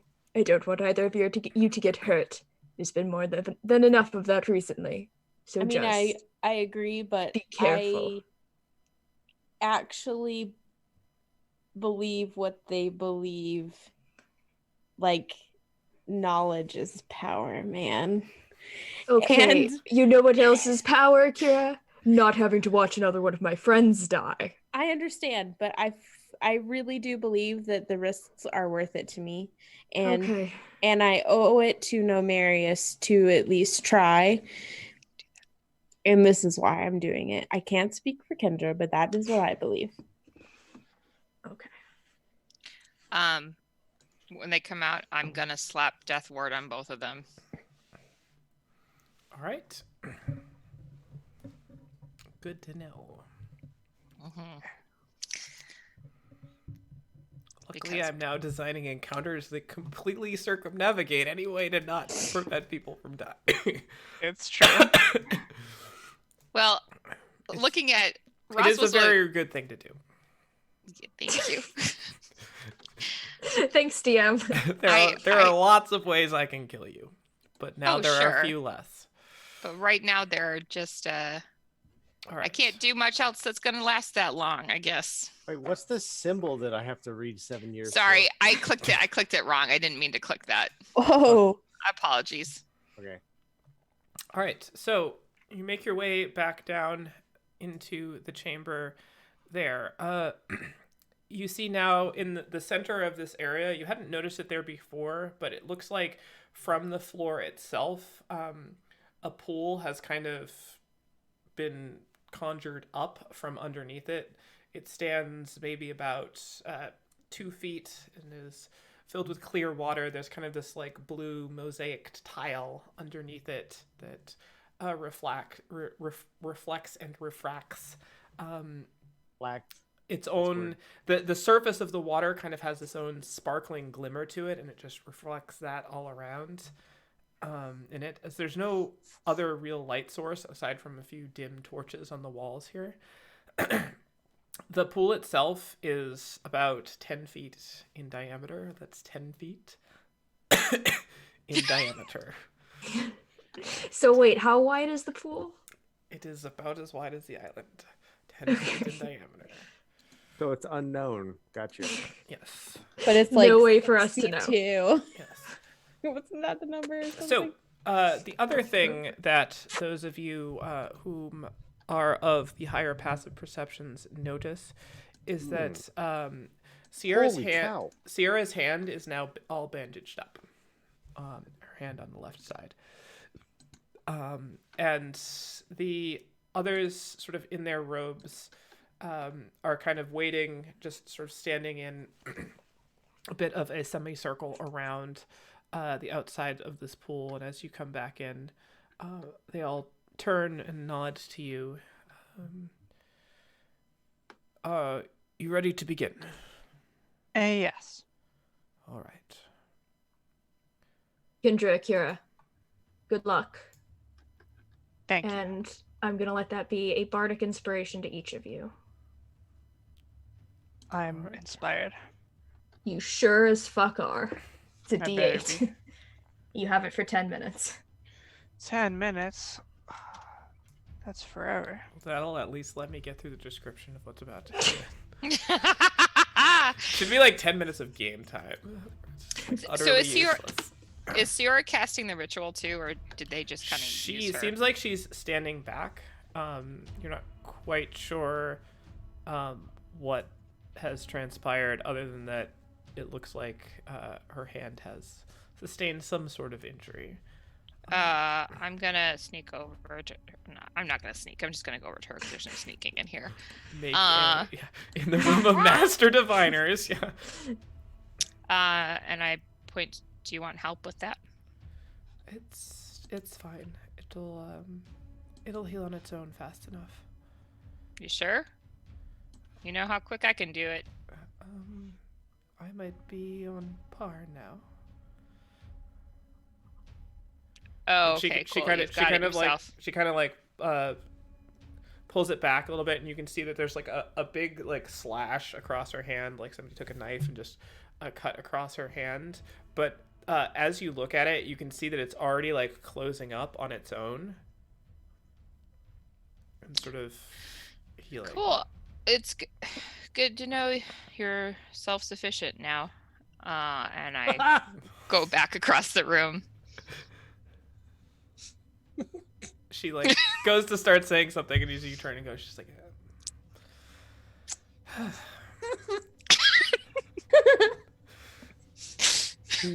so the 4 of them each kind of carefully step into the pool and kind of spread themselves out, and you can see they've kind of left 2 spots in a circle around the outer periphery for you two, and they all sort of like extend their hands. This is And a hot tub. the ones on either side of the spaces that are left for you kind of like reach out towards both you, Kendra and Akira. What would you like to do? Bend and take hands. I will do this. And look back at my friends and All right. smile. You are such a weirdo. As Don't get hurt. as you all go into this, the elder male of the group takes out from a fold from his robes a small sort of glass vial. It looks like it's filled with a red liquid, and he sort of like pours it out on his hands, and then like takes his hands and sort of rings them together, and then puts them out to either side, and each person next to them sort of clasps the hand and goes like this, and they take it, and so that their hands are both, and then they extend it to the next one, and it sort of makes its way around the circle, going to each of you. Do you continue Yeah. to do as they do? All right, the liquid is warm to the touch as it goes around, and sort of as the final sort of last hand clasping happens, you just sense, and both of you sort of being magic users, you just sense this like tremendous sort of swirl of energy in it as your hands kind of almost instinctively, like an electric current goes through them, like join in together, and you all sort of like face down. The pool itself starts like trembling and shimmering. Being a sailor and being around water a lot, this is very unnatural sort of form for water to do, and not like anything you've seen before. I don't like it. All right. That's my expression. And as commences, all of their eyes shut, and the torches just sort of sputter and flicker out back behind this, and then they all go out. And all that's left is just the shimmering glow from this pool that kind of illuminates the front of all of these people facing inward towards the center of the pool in this very pallid blue light. And there's just this moment where those of you watching are just sort of like anxiously looking around back and forth at each other. Those of you in the circle, your eyes sort of drift closed as you try to maintain focus. You can kind of hear and feel the minds of everyone else in the circle, as if you've kind of almost all joined into one entity. And it stays like that for about 30 seconds. Now I need the two of you to make wisdom checks for me, please. Is the bardic inspiration a before roll or After roll, before After result. okay? You said wisdom check. During roll. I'm gonna bend a little bit of luck. For Oh, I'm definitely using. mine is a 17. Wait, do you add... Oh, because you have a -1 wisdom? Isn't yours an 18? No, 4 and 14 Oh, an is 18, sorry, yeah, clearly 18. 17. It's like... It's It's later. alright. It's not math time. And so that's... What now? 14 for you, Akira? 13. 13.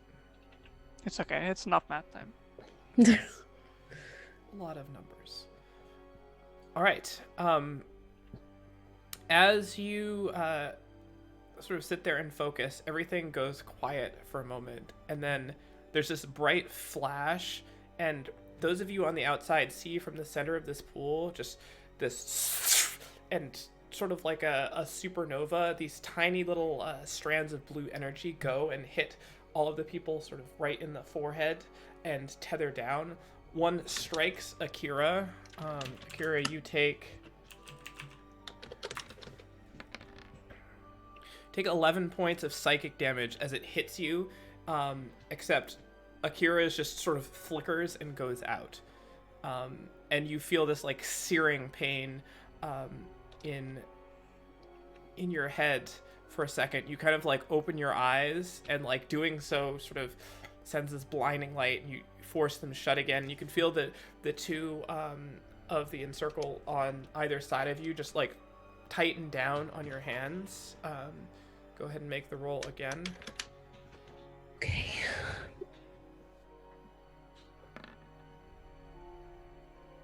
$22. All right, and as they squeeze down on your hands this time, it strikes you again, and you can feel it more acutely as the link just sort of establishes, and all of you sort of, for a second, see this scene sort of removed from your bodies, and then everything just goes down, sort of being sucked into the center of the pool. Those of you around the outside, it all just looks like these people have weird sort of arcane tethers from their heads. You can tell from the facial expressions of the encircle there that they are concentrating very hard.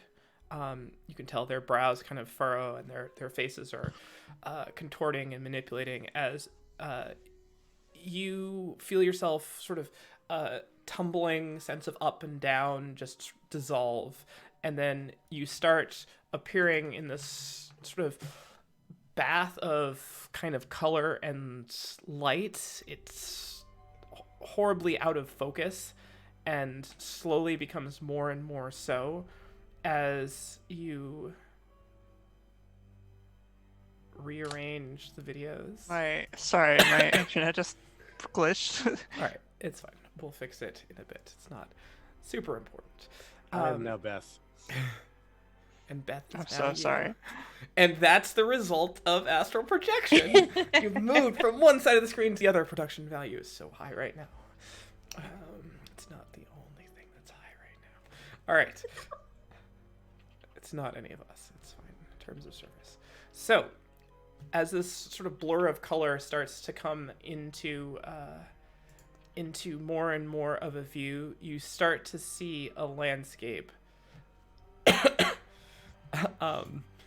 Characters just blink in and out. I hate you all so much.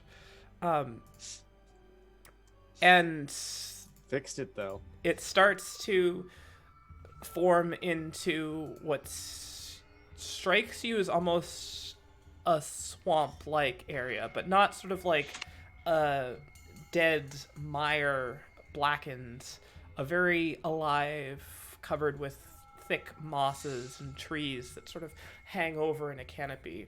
The terrain itself doesn't look like anywhere you remember in Eridor.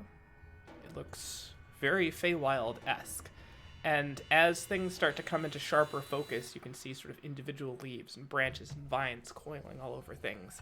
And you get the sense that the land itself is very much alive and very much sort of moving to its own kind of accord. Like the trees themselves aren't just stationary and lifeless. There's a sort of very slow movement to each of the branches, and gives the whole area that you're in a very sort of dreamlike state. And as you turn, you can see those of you, the rest of you in the circle, kind of looking across. You see now all of you standing kind of shimmering, wispy in this kind of whitish blue ethereal form.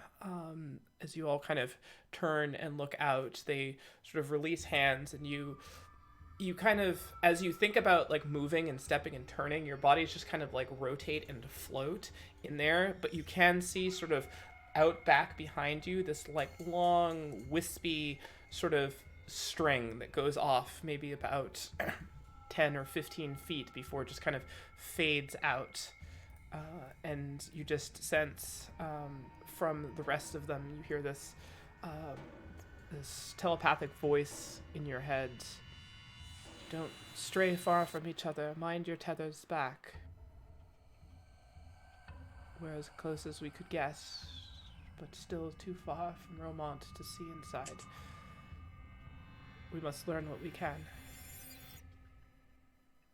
Make haste, and we shall shed light on these mysteries. What would you like to do? Do I have any idea where I am in relation to Ramon? Make a perception check.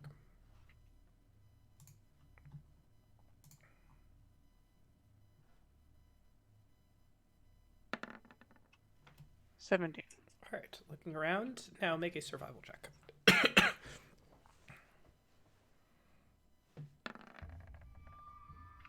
8. All right, so you take a good look at your surroundings, and you feel like even through this whole out-of-body experience, you do feel like you're viewing the area around you quite vividly and seeing details. You don't see immediately around you any mountains, and you see more kind of forest than anything else. There's no mountains that you can see framing out in the back, but it is hard to see past the trees. So you're guessing you're not overly close to Romont, as Romont is kind of backdropped by mountains, as much of Eredor is. So you're guessing maybe you're sort of in the Misty Valley or perhaps Hallow Fall areas, kind of in the center of Eredor itself.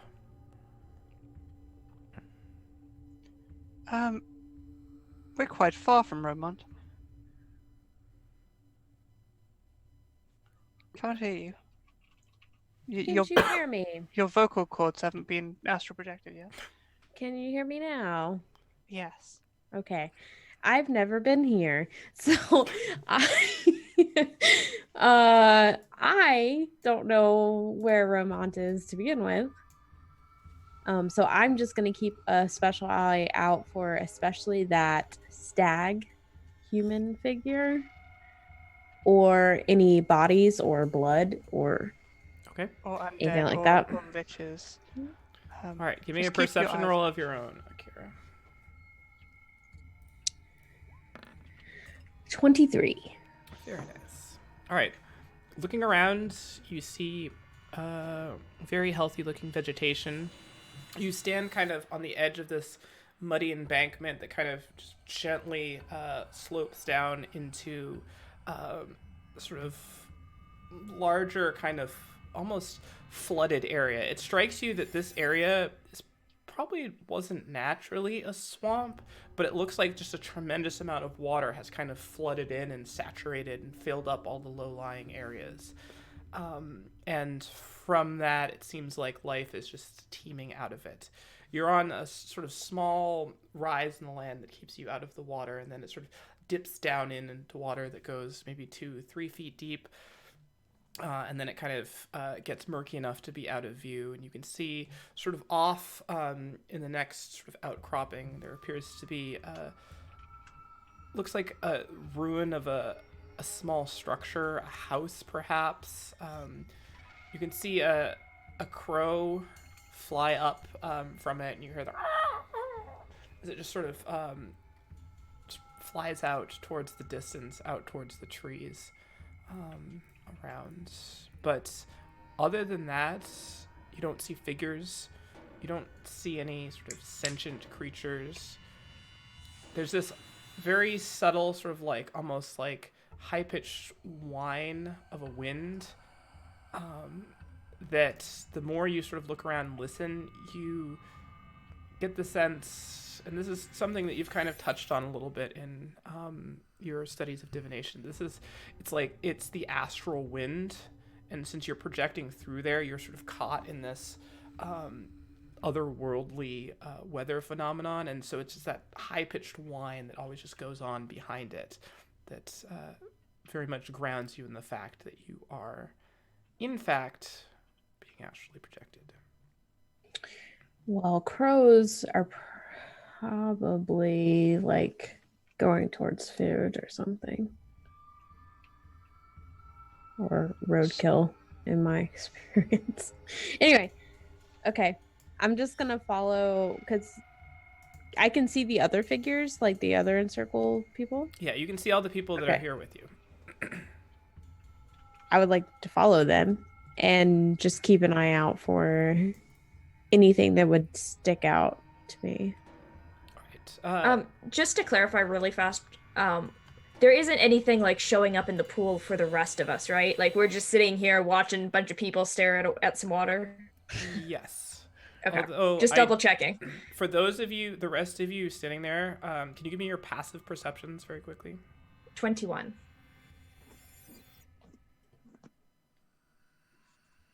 Cookie, you're muted.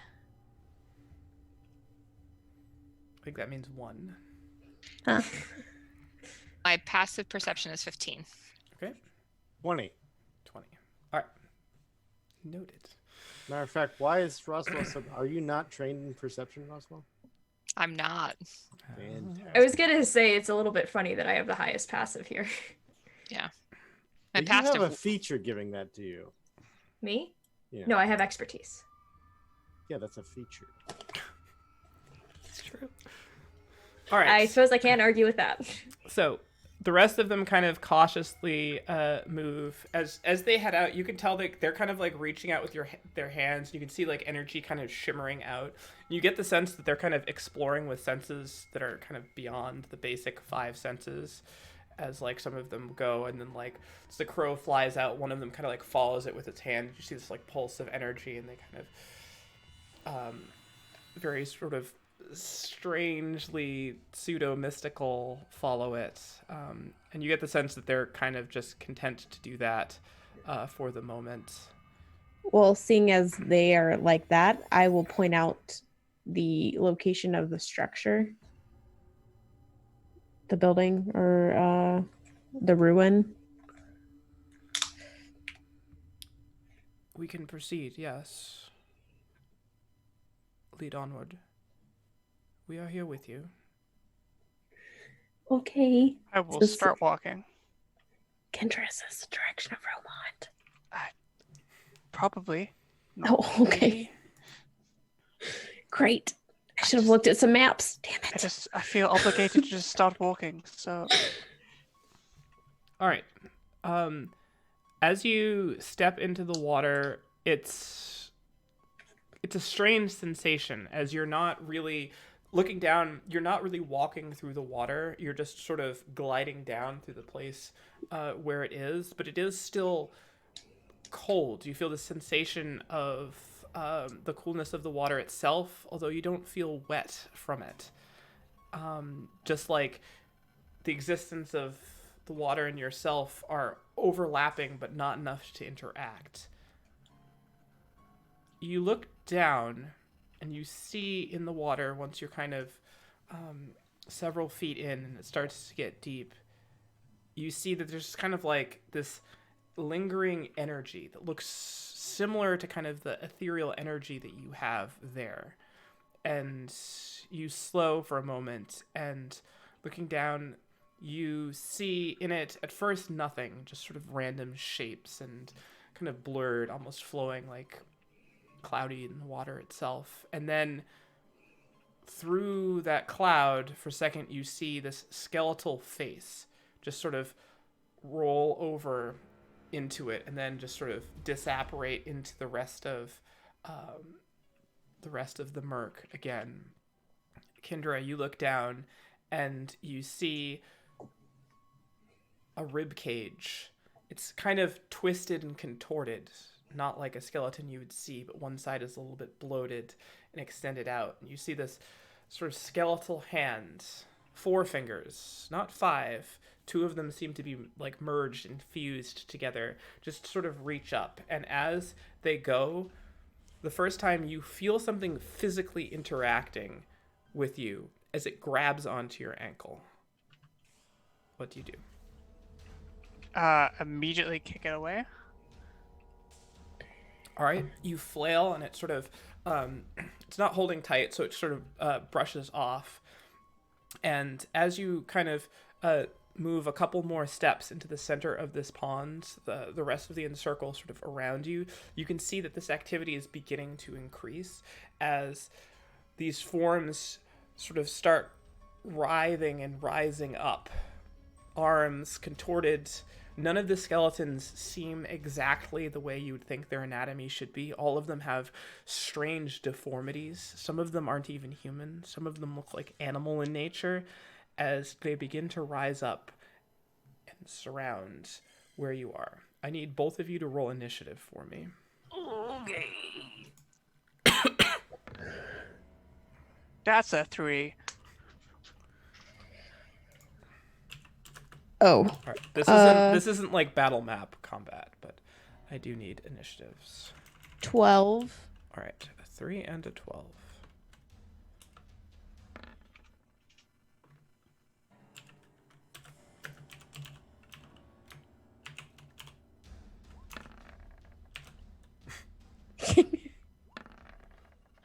Just in case. All right. Wait, are the rest of us rolling initiative or no? You can if you would like. No. It's I don't arbitrary, know what that but you can. means. If you want, feel free. Go ahead, roll initiative. Okay. There's no initiative tracker up yet. It's fine. It's not. I just want to do this because there's going to be like. But I need to remove my name from it. God dang it! I rolled a 1. But that was a joke. All right, there's a turn order if you do it. None of you are on it because. Oh. It's If you really need a turn order, you don't. But I mean, we need one. I'm not going on it. all right. So, Akira, you are the first to go. Of course I am, damn it. As you see these sort of forms, skeletal forming around you. They don't appear to be attacking you. They're just kind of like closing in en masse. Do the encirclers seem to be reacting to this? They seem alarmed. Okay. Okay. You're about maybe a good 50 feet or so from that structure where you saw the crow, and maybe about 30 feet from where you started on that other land. It is the structure in water? The structure is sort of up out of the water. It's risen up a little bit. I'm curious if there's something hidden under this water. Skeletons. Yeah, well, beyond the skeletons. Like, are they set here for a reason? But hey, gosh, I don't know if I should turn them or not. Can I cast Spirit Guardians? You could certainly try.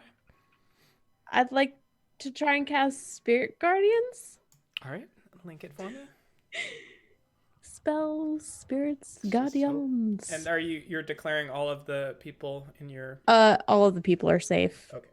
Except that... Oh, wait. No, Groot's not there. Let me see what levels I have, because I think I have used spells. What do I have available? No, I haven't. What am I talking about?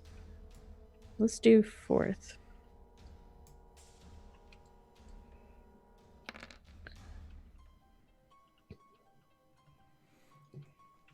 All right. So these, and this was like snowflakes, if I remember.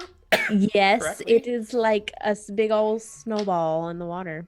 All right. So no flakes. Well, while you can't physically interact, you do see the water itself, the top of it, for a second while you release this energy. It does sort of crystallize over with ice and then slowly melt back into water as you see these snowflakes flitting around. The skeletons closing in on you immediately sort of like recoil back away from it as they sort of start to spread back as you kind of hold them on the periphery of this. Do you want to try to move around at all or anything? Yeah, we'll keep moving forward. All right. It moved with me, right? Yes, it does. Okay. Yeah, we'll keep moving, but I kind of want to stay like close to everyone so everyone can have like the effects. All right. So the rest of the encircle kind of gathers close together, and you can see two of them kind of like light up their hands with this aura and sort of forms like this energy shield almost around themselves. And you notice the two that did that were the two that are sort of on either side of both of you. Well, on either side of one of you, and then next to the other one. So you get the sense that those are the two that are kind of like in charge of anchoring your tethers as they begin to kind of follow you forward. Kindred, what would you like to do? I'm just gonna press onwards. All right. But stay within the circle. You continue onwards in the circle, just sort of it's able to part kind of the tide of these creatures. You go and you can hear through it, all of them start to whisper, and the whispers just grow louder and louder until it becomes this sort of like cacophony of this like howling, just babble of incoherent speech. I need all of you in there to make a wisdom saving throw, please.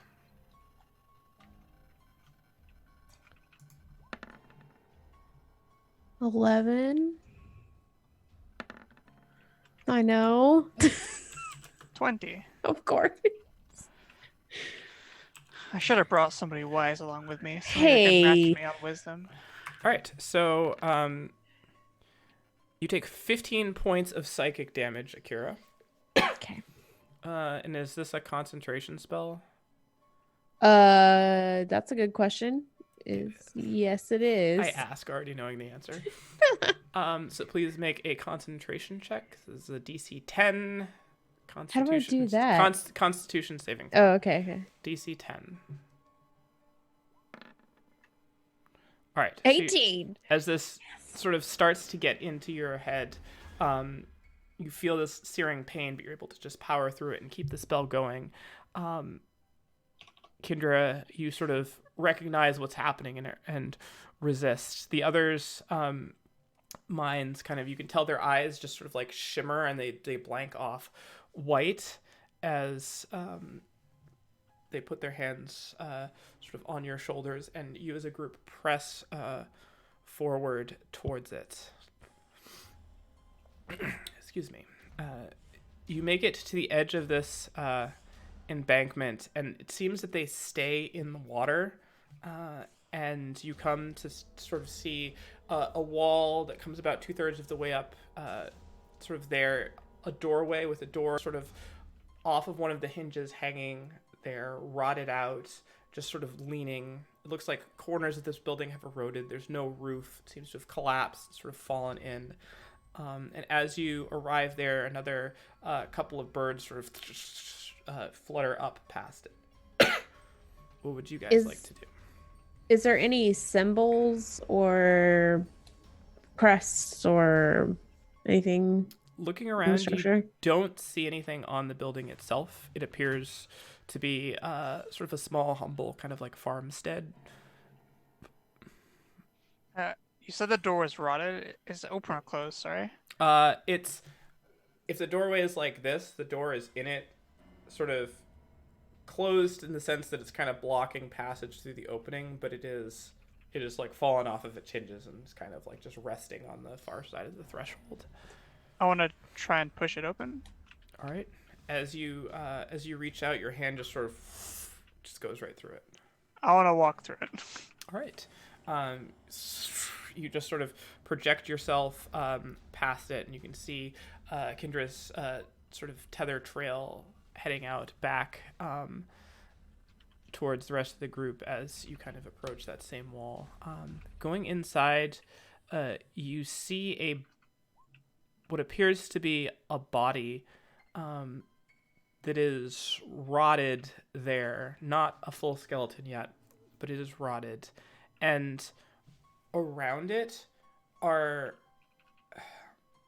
it's like almost a bush or a shrub underneath it of these almost bone-like spines, very, very sharp, about 10 to 12 inches in length, just all sticking up out of the ground. It covers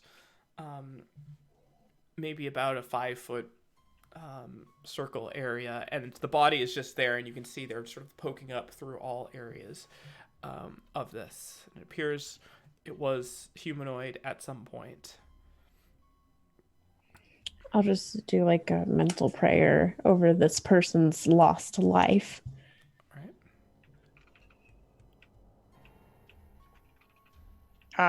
Is there anything else of interest in this room, or just Make an investigation roll. And the house is kind of like inside the ruin is only really like one room. It's not a very big place. 17?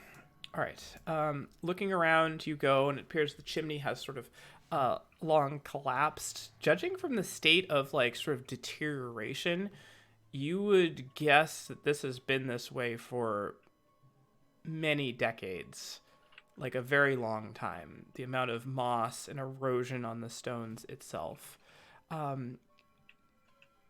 You look down at what seems to be a lifeless corpse at first glance, and you see sort of from where this creature's heart would be, this very sort of slow, almost like sands from an hourglass, glowing energy being drained and pulled down into the land itself.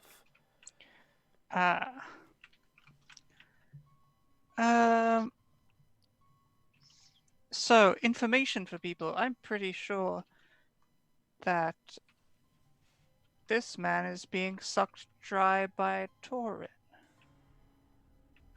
Wait, what do you mean? He's Like, not. everybody has life juice, right? And Torin needs a certain amount of life juice per year. And so this man is being drained of his life juice. Okay, so he's feeding off the people, and these people aren't actually dead? I like it more my way, but yes. This is inconsistent. With what? Why would... If Torin ascended to lichdom, as you have all led us to believe, he would need to store his souls in a very localized way in order for him to feed and access them. Wait, is this his like lost treasure box of his soul or something that's hidden somewhere? Phylactery. He to like destroying him? Like, isn't it hidden? Haven't you guys seen this or something? I don't think we... Or you I've know seen what it. it is? Yes. Phylactery. We understand the concept of phylactery. It is an artifact.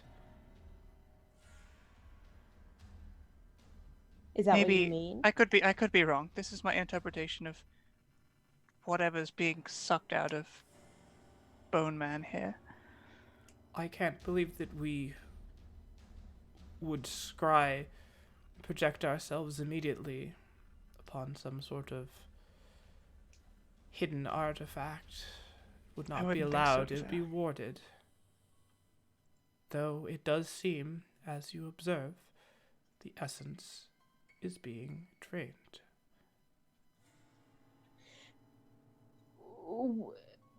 Wait, do you mean like, so is it physically under this? Is it here in this area? Does it drain directly down to wherever it's being stored? I don't know how it works. It's draining into the earth. What that means, we don't exactly know. Hmm. It's very unlikely that his phylactery is directly beneath our feet, though. Unless it's beneath our feet in a sort of general sense, in that the land is his phylactery, which would be fucking crazy. The pool of water that we were just in where the dead bodies are, does it seem like it came from somewhere else? Like, or is it just like random? It's all sort of everything's kind of muddy and connected, but there's no like river or something you can see. There are spots where the So there's like land no source. connects in. Doesn't appear so. It appears like at some point, like the water table or some large volume of water flooded this whole area and saturated the entire ground. And in that, this is sort of what's left. All the low-lying areas are still flooded. It just seems odd to me that all these undead bodies are here in this pool of water? Like, could it be that they are protecting something? I feel like if there was some protection in place for a phylactery, it would probably have put up more of a fight than what just happened. I mean, I'm sure there's more, but what if this is like just a surface protection? Perhaps. Because, I mean, you all have been scrying here for, I don't know, like a week or however long. And you've never seen any undead, right? We have But not projected ourselves into the environment. We can only watch from a single point from afar. What was your point of interest? Like, was it just Vermont itself? We surveyed Or across all of several Eredor? locations in Eredor. Vermont is inaccessible. That's right. That's right. Okay.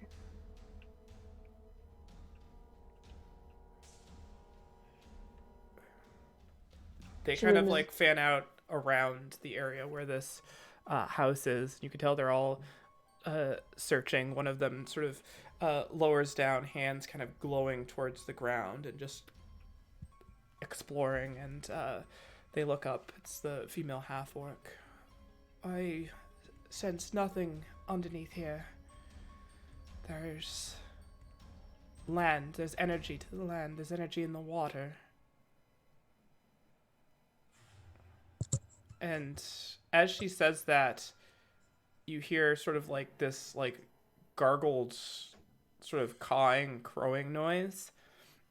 And you look over and sort of splashing and thrashing in the water. It looks like the beak of and then the head of a raven sort of there thrashing. It's sort of like half skeletal, half of it has flesh on it.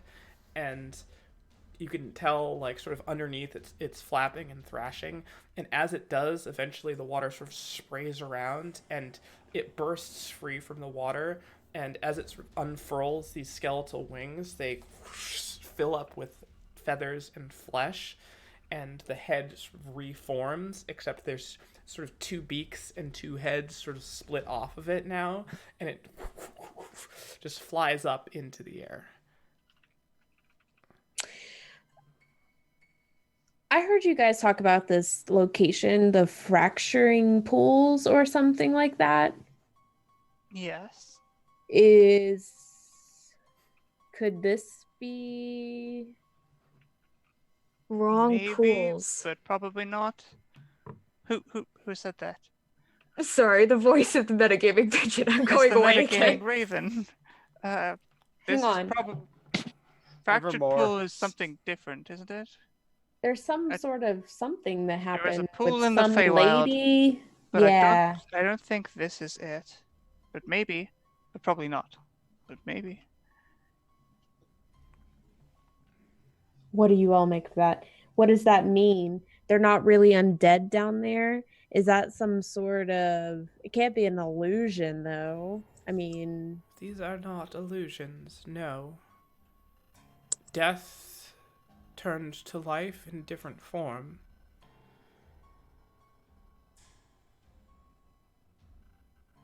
So am I crazy? Is there something down there or not? I just feel like there is. I feel like we have no evidence that something's down there. Does anybody disagree other than Akira? I'm not saying I disagree. I'm just saying that it seems a little odd. Let's keep looking, I guess. So I guess there's nothing else that we can see necessarily in this house other than the body. No. I mean, there is sort of like an old kind of rotted table. You could see kind of bits of metal that have fallen so far into rust. They're kind of like almost unusable over by the fireplace. Perhaps some sort of tools like that, like remnants of this being a homestead, but nothing out of the ordinary.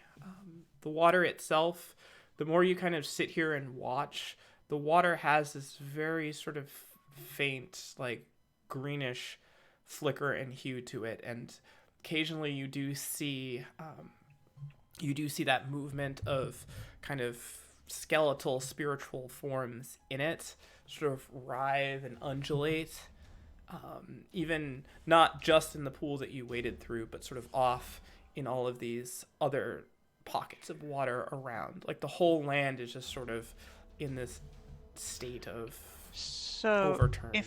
If these can interact with us, then they're not physical, so these are not actual skeletons, probably. There's some kind of energy, right?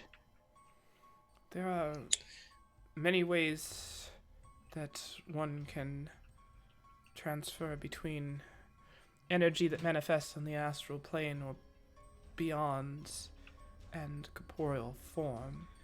What is the most reasonable explanation for what we've just seen? I'd say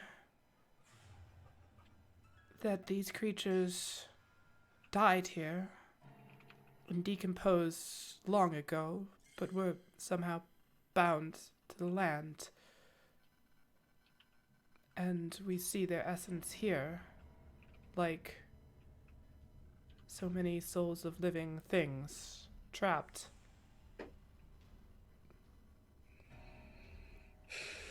But that doesn't explain that, as you see this sort of larger sort of skeletal form sort of crawl out, looks canine in nature, as a wolf just sort of pulls itself up, and you can see sort of like half of its body sort of like chopped off of the spine is missing, and it's just pulling one paw at a time, and as it does, it sort of contorts and slithers its spine over, and it begins to form and elongate out as you see this stretched sort of snake-like tail emerge, and the front half of this creature just sort of covering over with this matted, mud-crusted fur as it sort of coughs out a bark, and this sort of dark, brackish, sediment-filled water exhales from its maw, and then it sort of drags, and then sort of clawing and slithering begins to just sort of like head off into the wilderness itself. Is this how that stag was created? Probably. Okay, so let's move on. Those of you not in the astral plane, you hear a clattering of metal as if something has been knocked over, sort of clamoring off, sort of out, echoing through the chamber, sort of underground. Can I get a bead on what that's coming from? It's somewhere echoing from outside the chamber. You can make a investigation roll to see if you can... I'm gonna try to quietly, I'm gonna stealth roll first, because I'm gonna try to, if there's something going out in the hallway, I don't want it to see me first. And then I will make an investigation check. All right. This is we're at the bottom of the spiral staircase again, is that correct? Well, you're unless you moved, you're in that chamber where this ritual is happening, which is the only entrance too.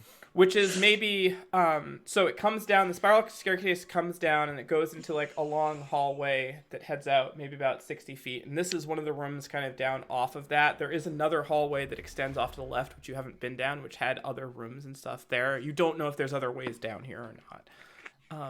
But well, I don't find relatively anything without there. Yeah, it echoes through the halls. It's definitely something that's sort of on the same level as you. It sounded like crashing and clanking of metal, and it did eventually sort of come to silence, but it's just somewhere outside the room. You can't localize it. Okay, sorry. When we were originally introduced to this room, are there closed doors behind us that were being guarded? Up at the top of the at the top of the stairs, staircase. yes. But you didn't see anyone else down here aside from Karut, who led you down, and then the four of them that were down here. But there were guards at the door. At the top of the stairwell down. At the top of the stairwell. Yes. But that's also where I heard the noise from. Full of other chambers. We are just in one of them. You're just in one of them. Wait, so is the noise coming up from where the guards are, or someplace off? It's just echoing through the halls out. Okay, You can't localize it. So it could have been up at the top of the stairs. That would have made its way down. It could be further down into the chamber. That could have made its way across. Could be right outside the door. Okay. I'm just gonna kind of turn my focus away from the circle for the moment and focus outward to try to anticipate if there's anything coming at us before it hits. All right. The rest of you all hear this noise. It's not a secret. Also orient on the door and wait for. I'm gonna stay focused on the circle, seeing that those two are looking around. Siora kind of steps to one side of the door and kind of listens, looking out.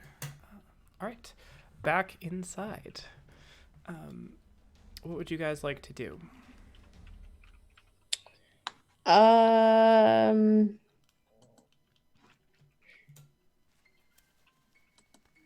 Do we want to try and try and get closer into Romont? Yes. Okay, I don't know which direction that is. So I should have studied some maps, and I'm so mad at myself. And yeah.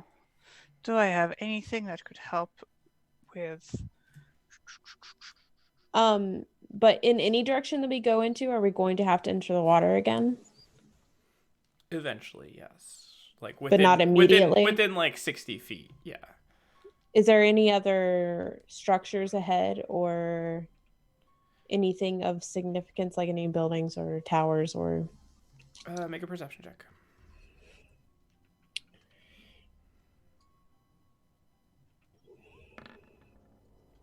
$22. Looking out, your visibility is kind of poor as there is kind of dense foliage with vines and stuff hanging down. You don't see any other structures. It just looks kind of like swampy wilderness to you. Okay. No big city then. You do not see Romont. Okay. We just need to head in a direction and try and find some kind of landmark or some kind of something that will lead us in a direction. So let's all right. walk somewhere. What is the safest looking path? Let's walk out of the water, preferably. Is there any kind of sun? Do I see the sun? Looking up, you do see the sun, yes. I would like to use my knowledge of... Make a nature check.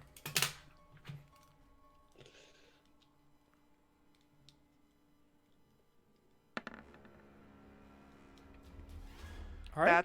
Using your knowledge of, what would you like to do? I would like to head. So good. So I knew sort of like what direction like Romont was within the continent of Yes. It's in the sort of northwestern corner of the continent. So I would, using my knowledge of the sun and nature, I would like to point off in the northwesterly direction. All right. As you point, at a random direction. The circle sort of moves back together, and they kind of extend their hands again, for you to take them. Take hands. I take hands. And you all sort of grasp hands, and then things start blurring, and it seems like you're just zooming through sort of ground, floating up a little bit higher, sort of to the tops of the tree lines, but everything around you blurs when you're moving this fast, and you also feel this like wave of nausea going through. This is a very unsettling thing to do, and it's just, the more it goes, it's just sort of like feeling like the pressure of G-forces and that just crushing your brain and your skull. It's not pleasant, but you are moving tremendously fast as you sort of blur out that way. Those of you down lower, you hear, or not down lower, outside of this, sorry. Prepositional phrases when speaking relative to the astral plane are there. You hear a sort of long metallic creaking noise, followed by another couple punctuated bangs, sort of somewhat metallic and stone-like in their resonance, and then silence, and then a little bit of scraping. All of this is just sort of like echoing and reverberating because all of these are just like sort of carved stone hallways, that all coming from outside. And we don't know where it's coming from. Somewhere outside the door. Somewhere outside the door. And the door is closed. Your door is closed, yes. Are there any like secret doors maybe down below that we haven't seen? In the room you're Yeah. in? I don't know. You can look for them. Yeah. Make an I investigation roll. I would like to, like go around the stone and see. This is gonna be great, y'all. It's gonna be good. All right. Sort of going around, feeling around, touching various things to see if secret passages open. Nothing seems to. The room is circular. You kind of work your way around, domed. The top, sort of up over this, and you can see that the people in the center are like twitching a little bit as they go. Like there's a extra level of agitation in there, as it seems like there's some level of duress that's happening. It's not like alarming, but it's definitely different. Mm-hmm. But you don't find any secret doors. Should we just go up and see what's going on? We don't need to open the door, but maybe we can listen at it. I will stay. I don't want to leave them alone. Well, yeah, I mean... But I'm going to creep up to the door. Okay. The door does not see you coming. I sneak attack the door. I would like to, I guess, listen at the door and see if the noise comes again, if I can maybe, now that I'm closer to the source, pinpoint where it's... Are you opening the door? Not yet. Okay, so putting your ear against the door, you don't hear anything at the moment. I will open the door a crack very gently, slowly. All right. The door sort of creaks a little bit. The creak, you do immediately notice, does sound similar to one of the sounds that you heard. Okay. As if one of the things you had heard before was perhaps a another door. similar door opening. Okay. Do I see anything through my little crack in the door? You don't. You just sort of see the wall there. The door is not open far enough to see anything else of interest.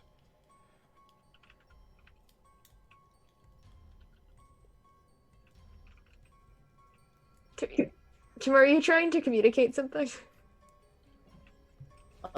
Yes. Yes, we can hear you you now. now. I hear Kind now. of. Hello? Yes. Hello? Aha! My headset decided not to help me. I've been talking for about an hour. All like, no, I do this, I do that, I do this. I'm like, nobody's responding to me. No. That's Okay, I why. can't possibly recap all that. However, I would have gone to the door, reoriented on the door itself. If Tebrin's about to open the door or has opened the door, because I may have missed something just now. Door is open. Then Cracked. The door is cracked open, not fully open. so if you wish, I will go investigate while you protect your comrades. All right. I don't want to move away from the door so that if something happens with Wolsey, I'm not so far away that I can't get to him. So I'm gonna split the distance between the two, but I will stand aside and let Wolsey do what he's gonna do. Yeah, I open up my hands like this as I walk out, showing that I'm mostly unarmed except for like 2 token darts that a monk has to have in his belt. And I'm like, as I walk out looking all unassuming and my strength 10 demeanor, I'm like, not a threat to anybody. And I'll go check out the hallway.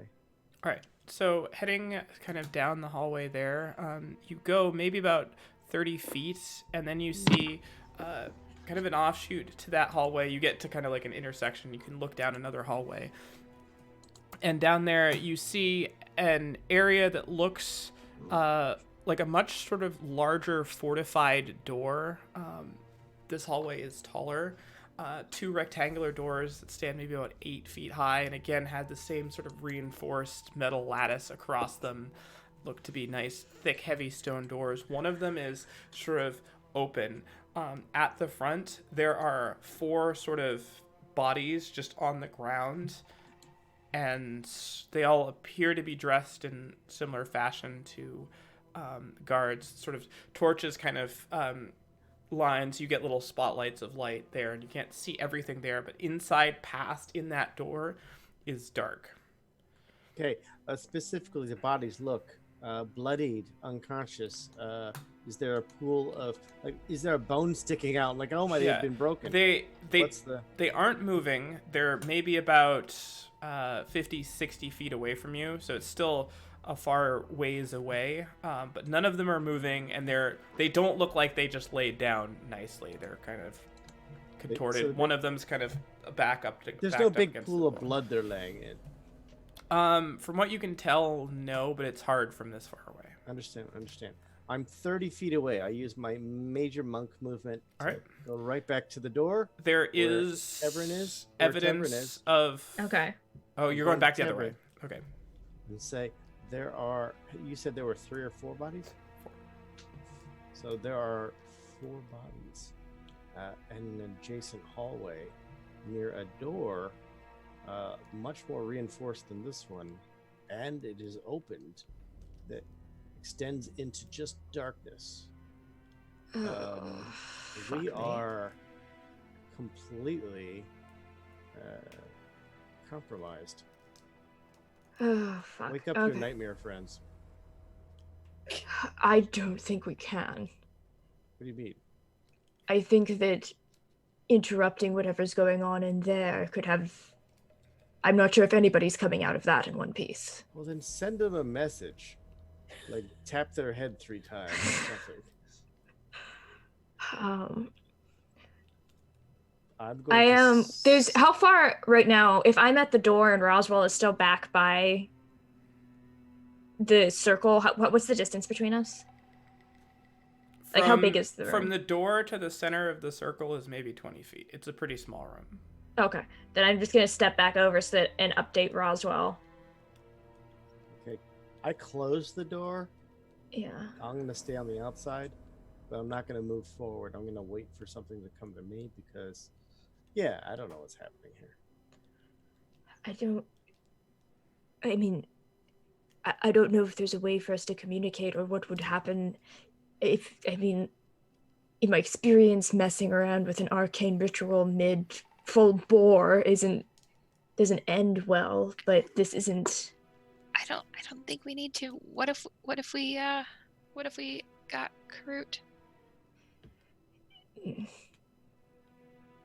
know, I can message him to say something weird's going on. Yes, let me try my...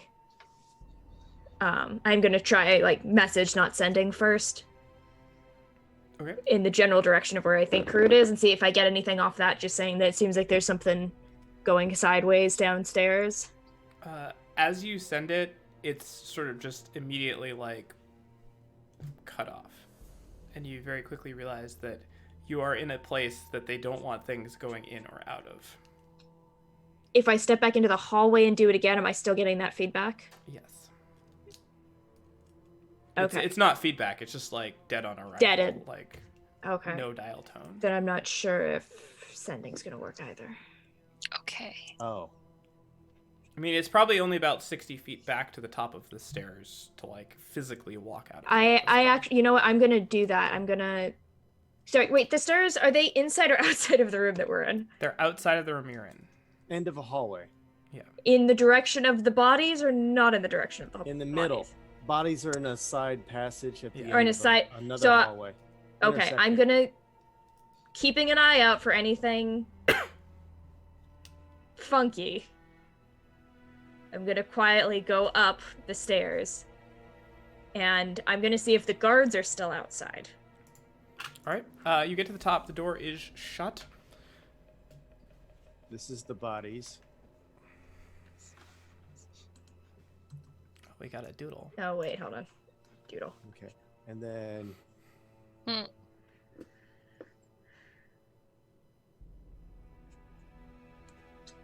There you go. There's the oh, okay. And the circle is where we are? Yes. Okay. Now I am tracking. Not quite drawn to scale. I am Yes. I am okay. I am spatially oriented. stairs go upward, so that way. Can I open a door? The door is locked. Was the door always locked?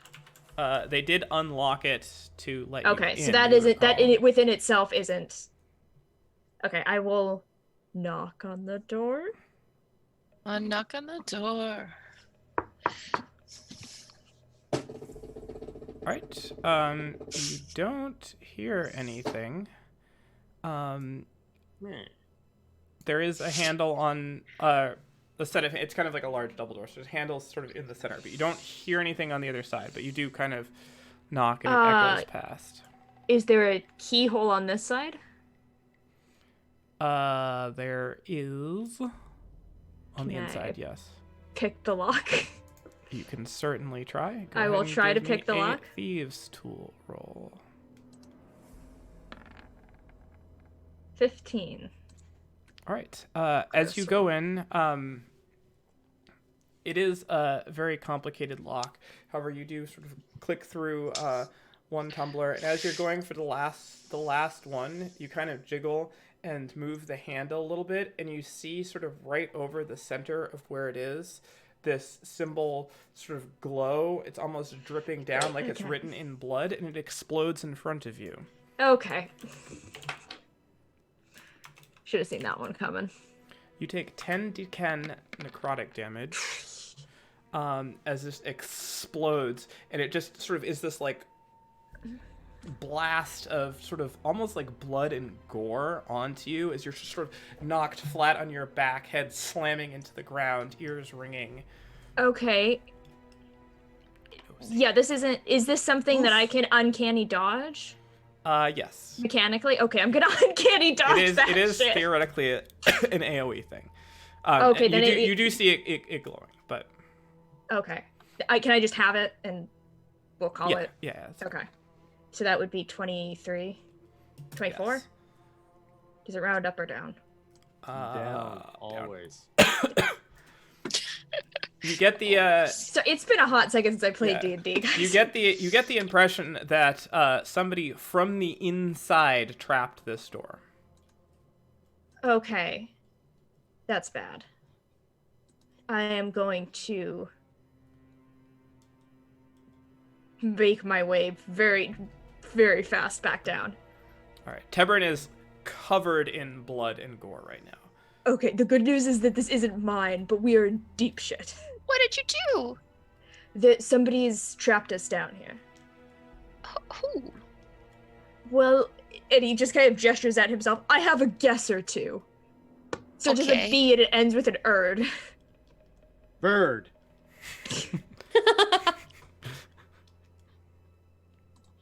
All right, people back in Astral Protection Land, what would you like to be doing as you sort of come out of your flight now? Your trajectory has guided you up over the trees, and you see what Kendra you kind of recognize well off in the distance. You do see Eridor, and you seem like you've made your way no closer really to Eridor, because the direction that you indicated was not actually the correct direction. You didn't head further away from it. You just kind of headed tangentially to it, kind of heading to the northeast. Do you mean Romont or Eridor? Romont. They're in Okay. Eridor. Oh, They okay, do okay. see Eridor. I'm not incorrect. But Can I, you see call you out? see the mountains and there. You I can want to try. call out and wave and wiggle my Things super speeding things body to slow to a moment, and you can tell that the four of them are starting to show signs of wear. I point Please hold. super quick. They're gonna make concentration checks. No, Oh, they're boy. not. They're gonna succeed concentration checks. Yeah, they are. You rolled a 19, a 14, a 19, and a 13 before modifiers. So, though a little bit worse for the wear, they endure, and your links hold strong. Over there, Romont, that way. That's it. That's the place. Before you fast travel us again, is there anything I of think we're note? still Any fast structures, traveling. towers, stag human things, blood bodies, or anything of that sort? So you're just searching. Yeah. Make a perception check.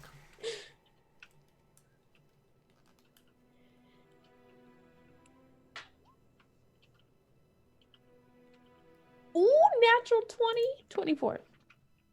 All right. Looking down, as you kind of crest up above the trees, you're all looking. Kendra's pointing out towards Romont itself as they all turn, looking in that way, kind of reorienting everything to get set up. As you look around, you guys hovering just by the tree line, you see in the opposite direction the trees themselves sort of like, and then they move, and then in a path that's coming straight towards you. Time to zoom. Let's Gonna start the point zooming. this out to everyone. Point back to my GIF over here. Zoom, zoom, zoom. To the zoom. Get us out. Are we like floating? You are kind of hovering sort of right at where the tree line is, so maybe about 15, 20 feet off the ground. Okay. Is it like a large structure? Oh, it's not a Or structure. not It's structure. a yeah. Movement. Like, is it like? It looks like something fairly large, not like gargantuan, but fairly large enough to kind of disrupt stuff. Is moving. It would probably have to be reasonably tall as well. And as Kendra sort of, they all turn and look, and Kendra kind of coaxes into fast travel, you see breaking through, it's maybe about 60 to 100 feet away from you, kind of closing fast. You see, as the trees kind of dip down a little bit and it's just underbrush, you see two sort of sets of spiny antlers heading through the brush. Their country. That. And then your vision kind of blurs as you again begin to fast travel towards Romont. Those of you back in the other side of things, what would you like to do?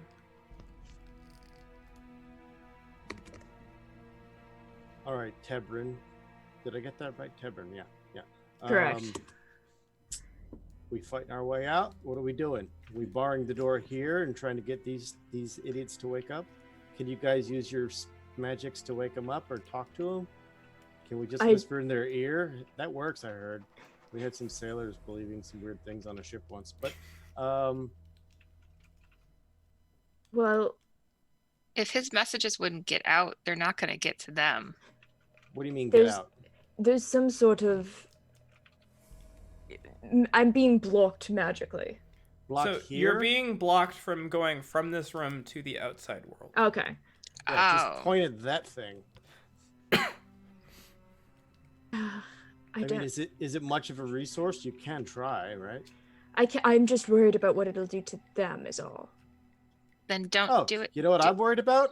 What's covering you is going to happen to them. There are 3 of us between them and whichever's coming. Oh, Siora's not going to fight? I keep forgetting Sierra's there. Well, That's she the is bad now- boyfriend. She's Bad. just recently Some become boyfriend. self-sufficient. There's 4 of Please us. help, Mr. Tabrin. I'm all alone here in this dark, shady basement. Teprin wouldn't have forgotten. The player keeps forgetting that Siora exists. Mm-hmm. Just like Dora's focus, she's out of other issues. Am I out of focus? Sorry. You're back astrally quick. projecting. It's fine. I am. He came back quick.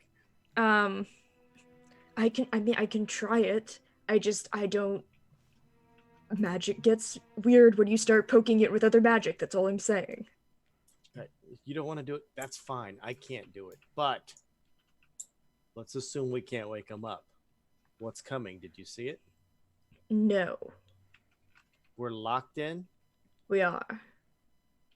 So they want this to either finish or be a tomb. What about, Yeah, and presumably they also don't want us having backup from the school of wizards upstairs. Did I mention? Well, if they've locked us in, those wizards haven't stopped them already. They've failed us. Yeah, Stupid. fair enough. I'm not forcing Tebron's hand here out of character, but did you relay to us what Kroot told you About letting Nemarius? So Yeah. forthcoming. No. but also like how he doesn't trust the Encircle, like any of that. Yes, he did. He wouldn't have passed on. He wouldn't have talked to anybody yet about what Nemarius said about letting the Nagpa go. But he would have mentioned the fact that that Kroot said to be wary of the Encircle. So, what's the harm in interrupting? I'm just worried about. As you guys are discussing, you hear sort of like a dragging noise, like somebody's pulling something heavy across the stone floor, and very faint footfalls and some indistinct sort of conversation. Football's getting louder. Footfall's getting quieter. Neither. So they're dancing. So like somebody is moving, but they're not necessarily like headed in your direction or away. And remember, there was another door that was opened, and behind it, the kind of darkness that. And then I just stopped and looked at Tebron. I don't know what that means. Aren't you? Yes, I can. Isn't that your element? Yes, it is my thing. Look, if you want me to try to cast message to one of them, I can. I'm just worried about psychic snapback. I'm just like, I was on the inside of that circle in the Glittering Barrens. That wasn't. If people had started messing around with us, with my physical body when we were in that would have been bad. Saying, tap their head or something.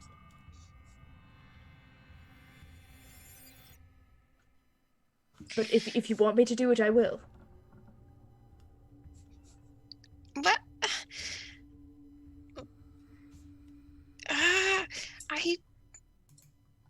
Look, inaction is usually the worst mistake. It is. So I'm gonna go look into the darkness. Okay. I'm gonna go stare into the void and hope the void doesn't stare back. Okay, there were 4 bodies. Remember, 4 bodies at the front. If they've been moving those, it's likely into that room. All right. I am going to cast invisibility on myself. All right. Oh, hang on. Before you go, I want to clap a Cure Wounds on you at 2nd level. Okay. Because you're 2 claps for 2nd level. You're a tiny bit hurt. Invisibility is 2nd level. Okay. Woo! Delicious. That's pretty good. Okay. Look at all That's those pretty good. rolls. Nice. Nice. I like how the 5 didn't show up. 21. That's pretty solid. Mm-hmm. Pretty good. Oh, that's Just hold on. Let me just account for spell slot usage really fast. And so clapping and invisibility on myself, and I will stealth my way to the door that I keep wanting to call you Nemarius, which is really depressing. Stealth my way to the door that Walsley saw. Okay, I'm going to stand in front Stealth of the roll door. with Close the advantage, door, please. Roswell. You are the last line. Okay. I got this. Also, if it locks, use that. Good grief. 20. All right. So you slink out invisible, your gore becoming invisible with you. Great. As you head on. What? Leaving a trail. Ugh. Does leave little footprints.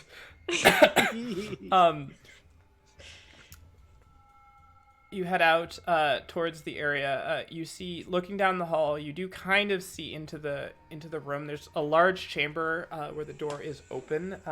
Looks like it has several sort of like large boxes or sort of crates in there that are a little bit sort of nicer, like metallic corners to them, padlocks on them.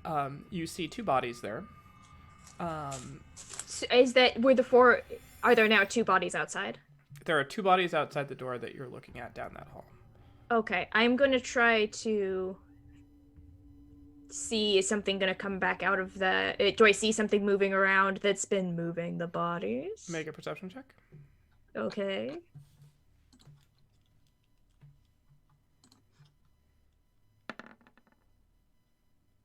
$23.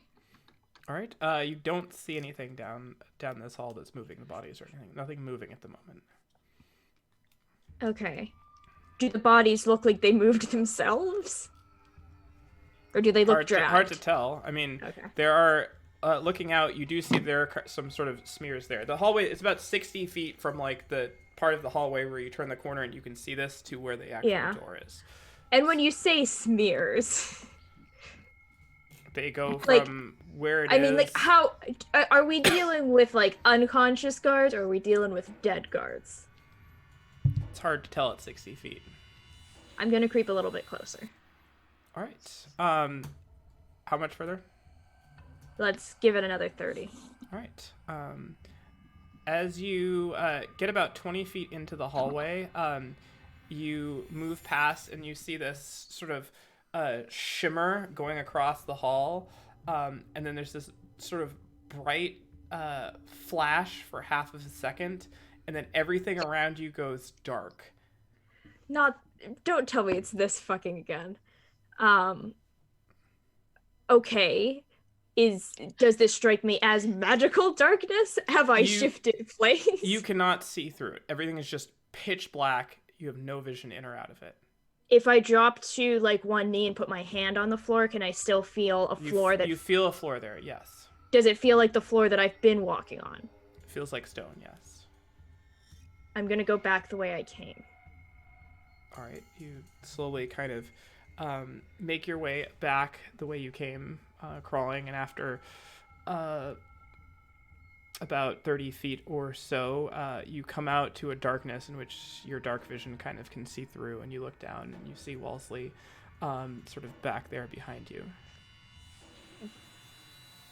Is my invisibility still up? Does Wellesley seem to react to my presence? Your invisibility is still there.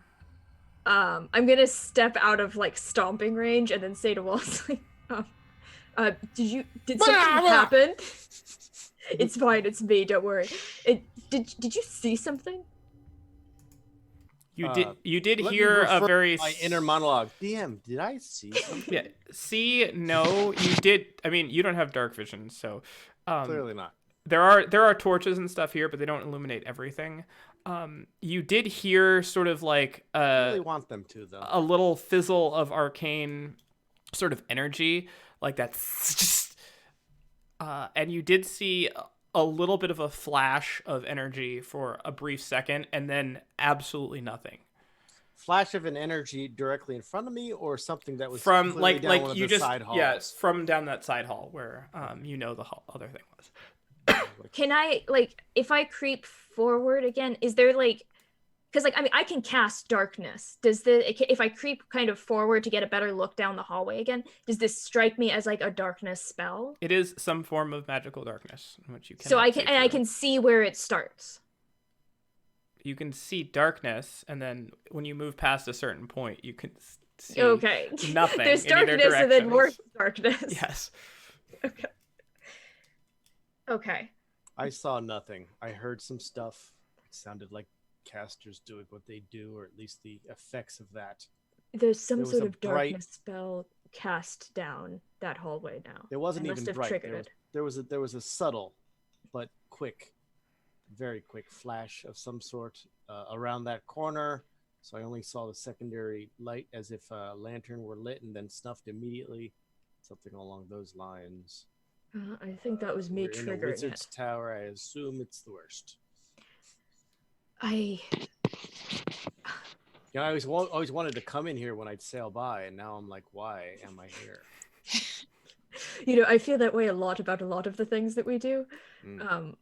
So you two are both at the top of the stairs having this conversation. No, I'm at the door. No, we are still all on the same level. I think we're both at the door, and I went out into the hallway where the bodies were, and I've come back now. Do you want me to get rid of it? Yes. I don't. Yes.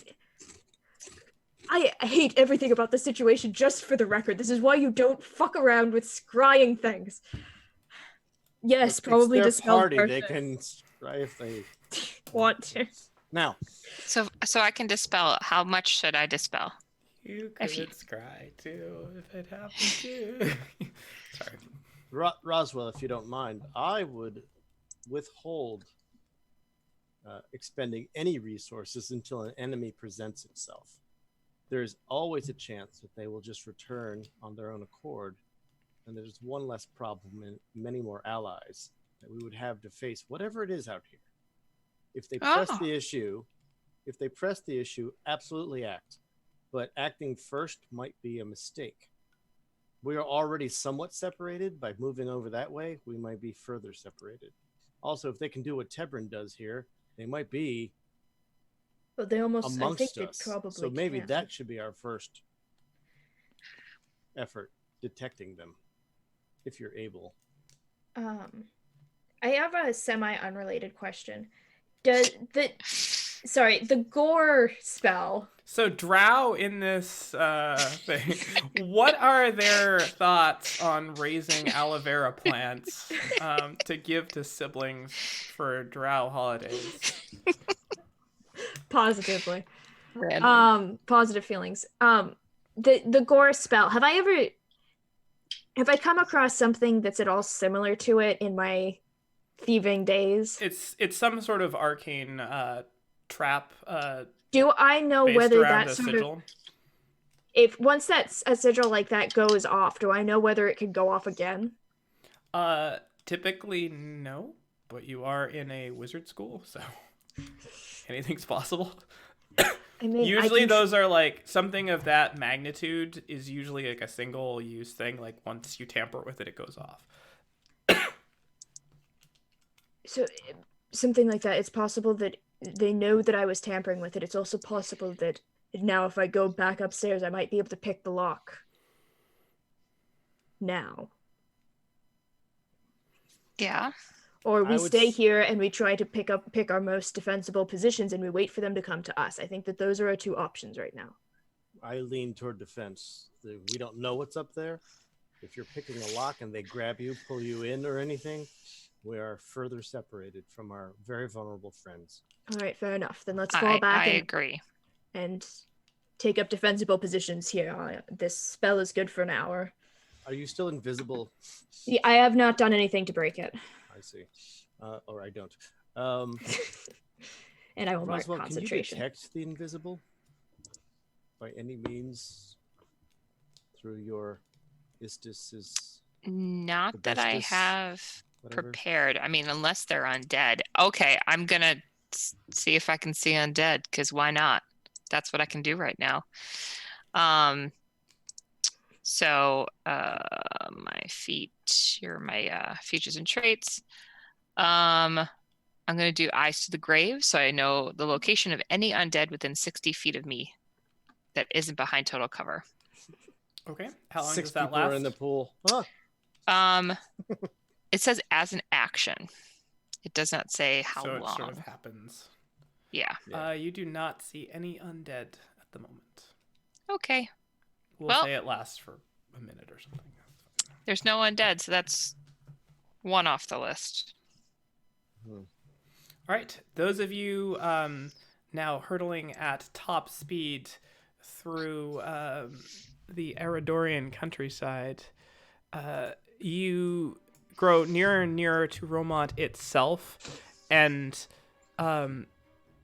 the form in the forest, you distance yourself quite rapidly from it, and then you guess you cover like the distance of several miles at least, like very quickly. You're moving very fast.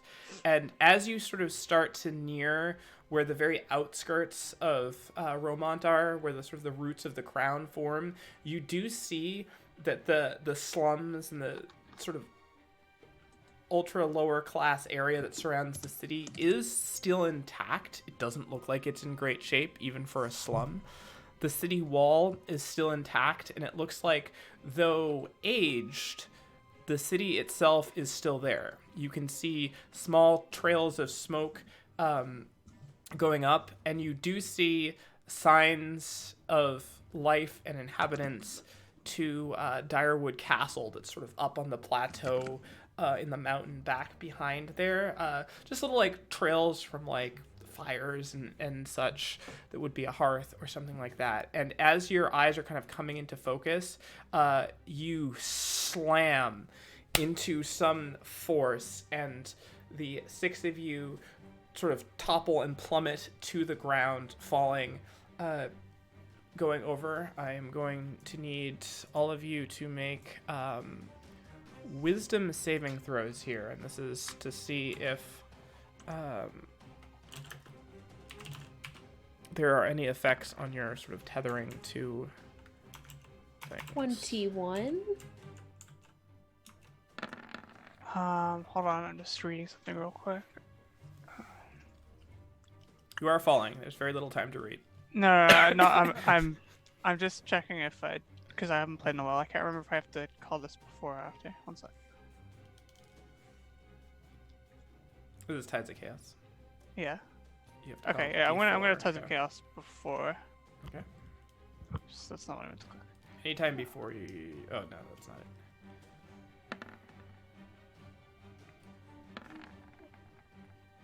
Nice. I will take the nat 20, please.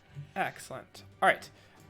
As you tumble, you go spreading, but you can sort of manipulate how you move. It's a little bit disorienting and disconcerting to you, but you are able to, like, as you feel like you're all spreading out, you both of you with those saves are sort of able to kind of reorient yourself and kind of pull yourself back down together as you all sort of slam down. There's definitely some sort of impenetrable wall of force here that prevents you from moving any closer into Eredorn. It sort of ripples out with energy from the point where you impacted it.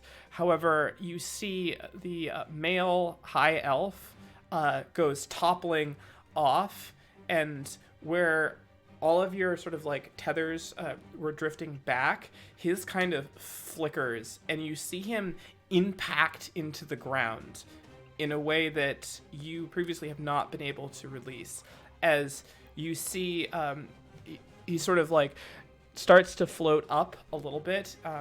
Back behind him in another sort of pool of water, you see these points start coming up from the water itself, as you see 2 sets of antlers just slowly coming up back behind, and then it sort of breaches up onto all 4 legs and gallops twice and just gores him into the ground. And you hear this scream as you see the tether itself just blink out.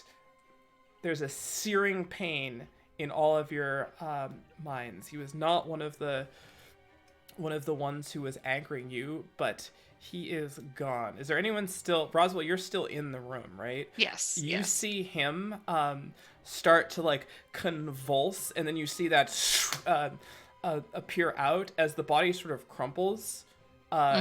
You immediately see it as undead, and it sort of falls into the pool itself, and then the rest of the tethers sort of start to shake and tremble. The rest of you dusting yourselves off figuratively, what would you like to do?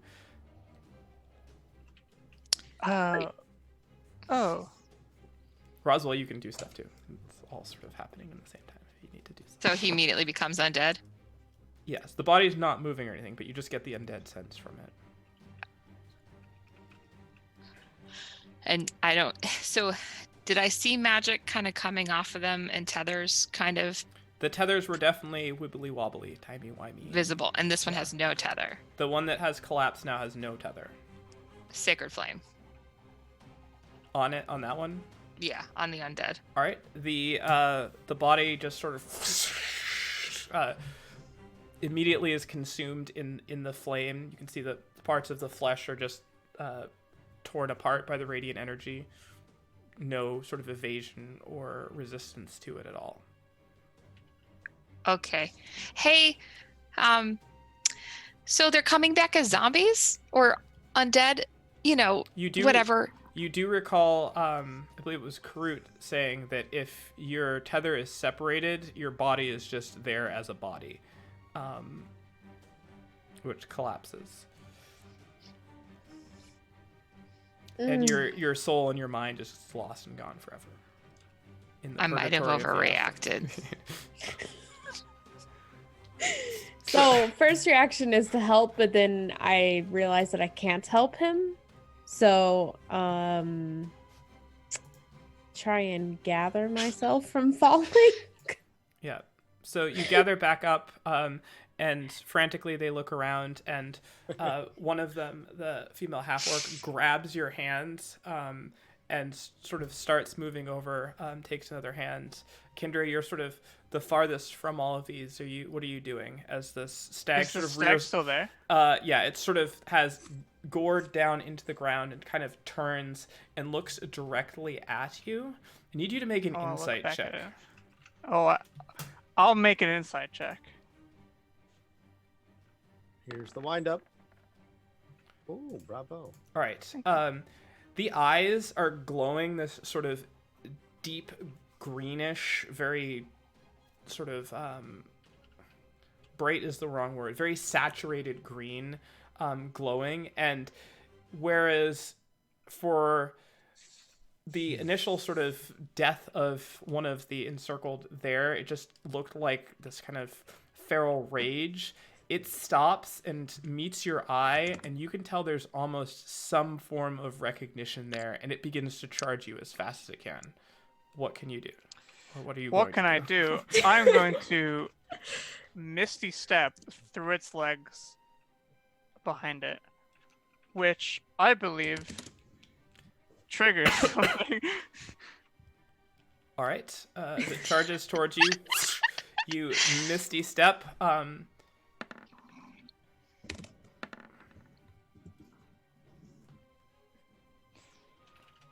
Alright. Let's see how horrible this is going to be.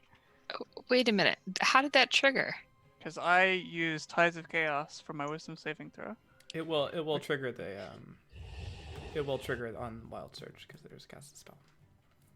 I'm choosing that.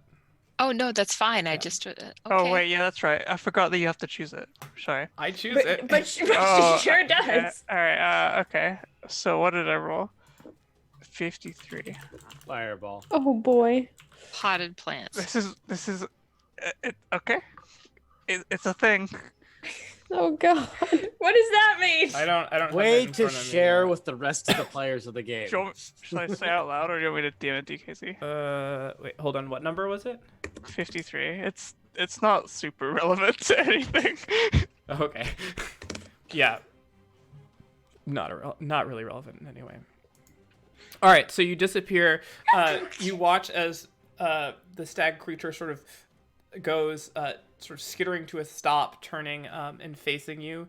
The other one sort of grabs your hand, completing the circle, Akira, and they say, "We're leaving now. She's gone." What? No. You can't leave her here. And another one now, and another one now. How far away are they? Is her tether broken? How from far her? did you misty step? So you were maybe about 30 feet away from them. The thing came charging in. You misty stepped there. So let's say you're like 50 feet away from them, something like that. And it has ran past you, turned, and it's going for you again. Did I hear what they said? Or was that too far? You're all like sort of connected. You're not really speaking. You're all connected telepathically. So yes, you hear them, and you can, Akira, you sense that they are starting to concentrate on leaving. So I'm gonna run. Yelling at my head, Kendra, now. I'm running. Oh. I'm running 20 feet, and then, or I'm dashing 20 feet.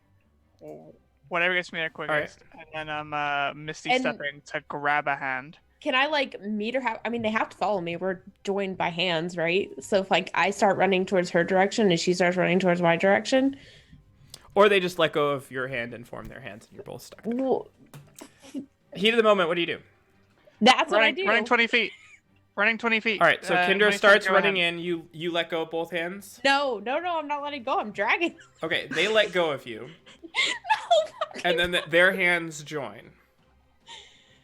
And you can tell, sort of, with you two now off, they begin to sort of engage in this ritual, and you can see them start to fade from existence as you reach Kendra, sort of running towards you. You and Kendra there.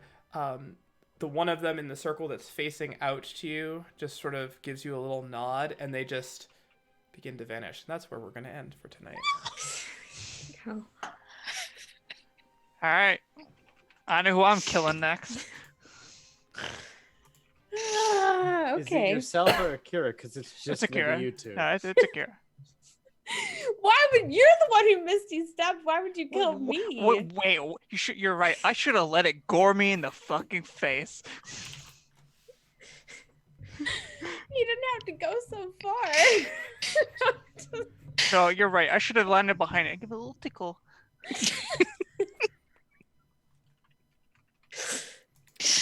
I should have fucking wild surge fireballed you when I had the chance. What happened with your 53? I'm immune to intoxication for You 5 gotta to think 6 days. outside the box. It's a stag. That's a Hold deer. on, You only need headlights. It would have stopped Actually, and looked. need to make a really important roll. 1 sec. Fuck, let me maximize. Oh man, let me write this down. All right. Well, welcome back. It's 15 days. Yeah. I like how Roswell just sees body flop sacred flame. I didn't realize that would be undead. So anyway, A body You're without a real body without a soul. Yeah. Just, To be fair, I it's think not we're all a technically little dead. jumpy right now. It's not technically dead, but it is undead. There you have it. So something is happening down the hall. We're not sure what. Lots of traps around here. 2 of you are about to get left astrally projecting in somewhere where there is an unhappy stag creature that Kendra, you get the sense, doesn't like you very much. I wonder I why. can't imagine why. yeah, Hey, Akira, Fucking hell. you gonna have astral to- projecting was a great choice. I'm gonna have to do some. I'm gonna have to do some. Well, I sort of had a feeling something like this would happen, and I was all for it. I was all for it. Yeah, who needs her going to the library anymore, holding us back and research? Yeah. So I might have to boom powder. How do you feel about that? In fact, Might have to do what? I might have to get some boom powder. How do you feel about that? Oh no, no boom powder. I don't Alright. like that stuff. Yeah. Nor do undead stag monsters. You guys both would know, and I want to put this in your minds before we leave here, that they are the only thing, those 3 remaining are the only thing tethering you back to the material plane. If they Yeah, leave I'm you, fully aware of that. You are in the astral plane. Your bodies are just still. didn't- Oh, we're in the astral plane. Gotcha. Okay. I just didn't think. Well, that... you're technically in the astral plane right now. Yeah, You're yeah. just overlapped on top of this. Yeah, I get you. I just didn't think that they would let go of my hand. I thought they would, they can fast travel. So why would they let go? Because they don't care about you. That's what I tried to warn you about. I know it was unexpected. I didn't foreshadow it at all that they would just leave you at the first sign of trouble. It's fine. I'll just polymorph one of them into. That would It's okay. Akira fully they would let go of- believes in what they believe in, so it's alright. You understand you're only polymorphing their soul. They're just still gonna go back into their human or whatever body. They'll be fine. No, I feel I just more like a no. If I like a- polymorph their a bear souls, today. they can't be holding hands, so they can't drag them back. We will Unless see they that all hold on here. to like a little bunny, just cling to Little it. bunnies have hands. Yeah, they do. They're very agile and slippery. Oh no! You know what? I will polymorph them into snakes. There you go. Also Can't hold slippery. hands. But Also you can still agile. grab a snake from its tail in its face. And it will But just why pop would up you? its Nails. tail. A snake can form a circle of itself. That's technically true. Let's turn it into a sloth. You've never Why? seen a sloth. DM has made a ruling. I'm forced to abide.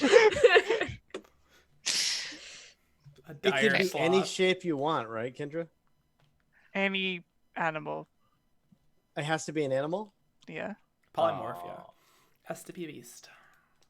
I didn't know that part. Oh boy, oh boy, oh boy. I think true polymorph might be different. But that is not what she's casting. Cool. Well, we didn't get to any of the cliffhanger endings I had planned, but this will just work fine. This works all right. This was Not a knowing. pretty good cliffhanger. Yeah. We're just going to have 9 cliffhangers next time. It's like we fall off of one cliff and then there's another one. And then You Yeah. just keep falling and falling. It's weird. You guys started up so high. There. Well, thank you all for watching. Sorry we didn't stream for a month and a half. But, you know, things happen. This was good. I think everybody's glad to return to the dragons and the dungeons. So we will see. Hey, you guys are actually in Eridor. That's progress, right? Hell Yeah. yeah. Two of us no, are, we're actually kind in the- of. We're in the astral In- plane. Yeah. Cool. Thanks, everybody.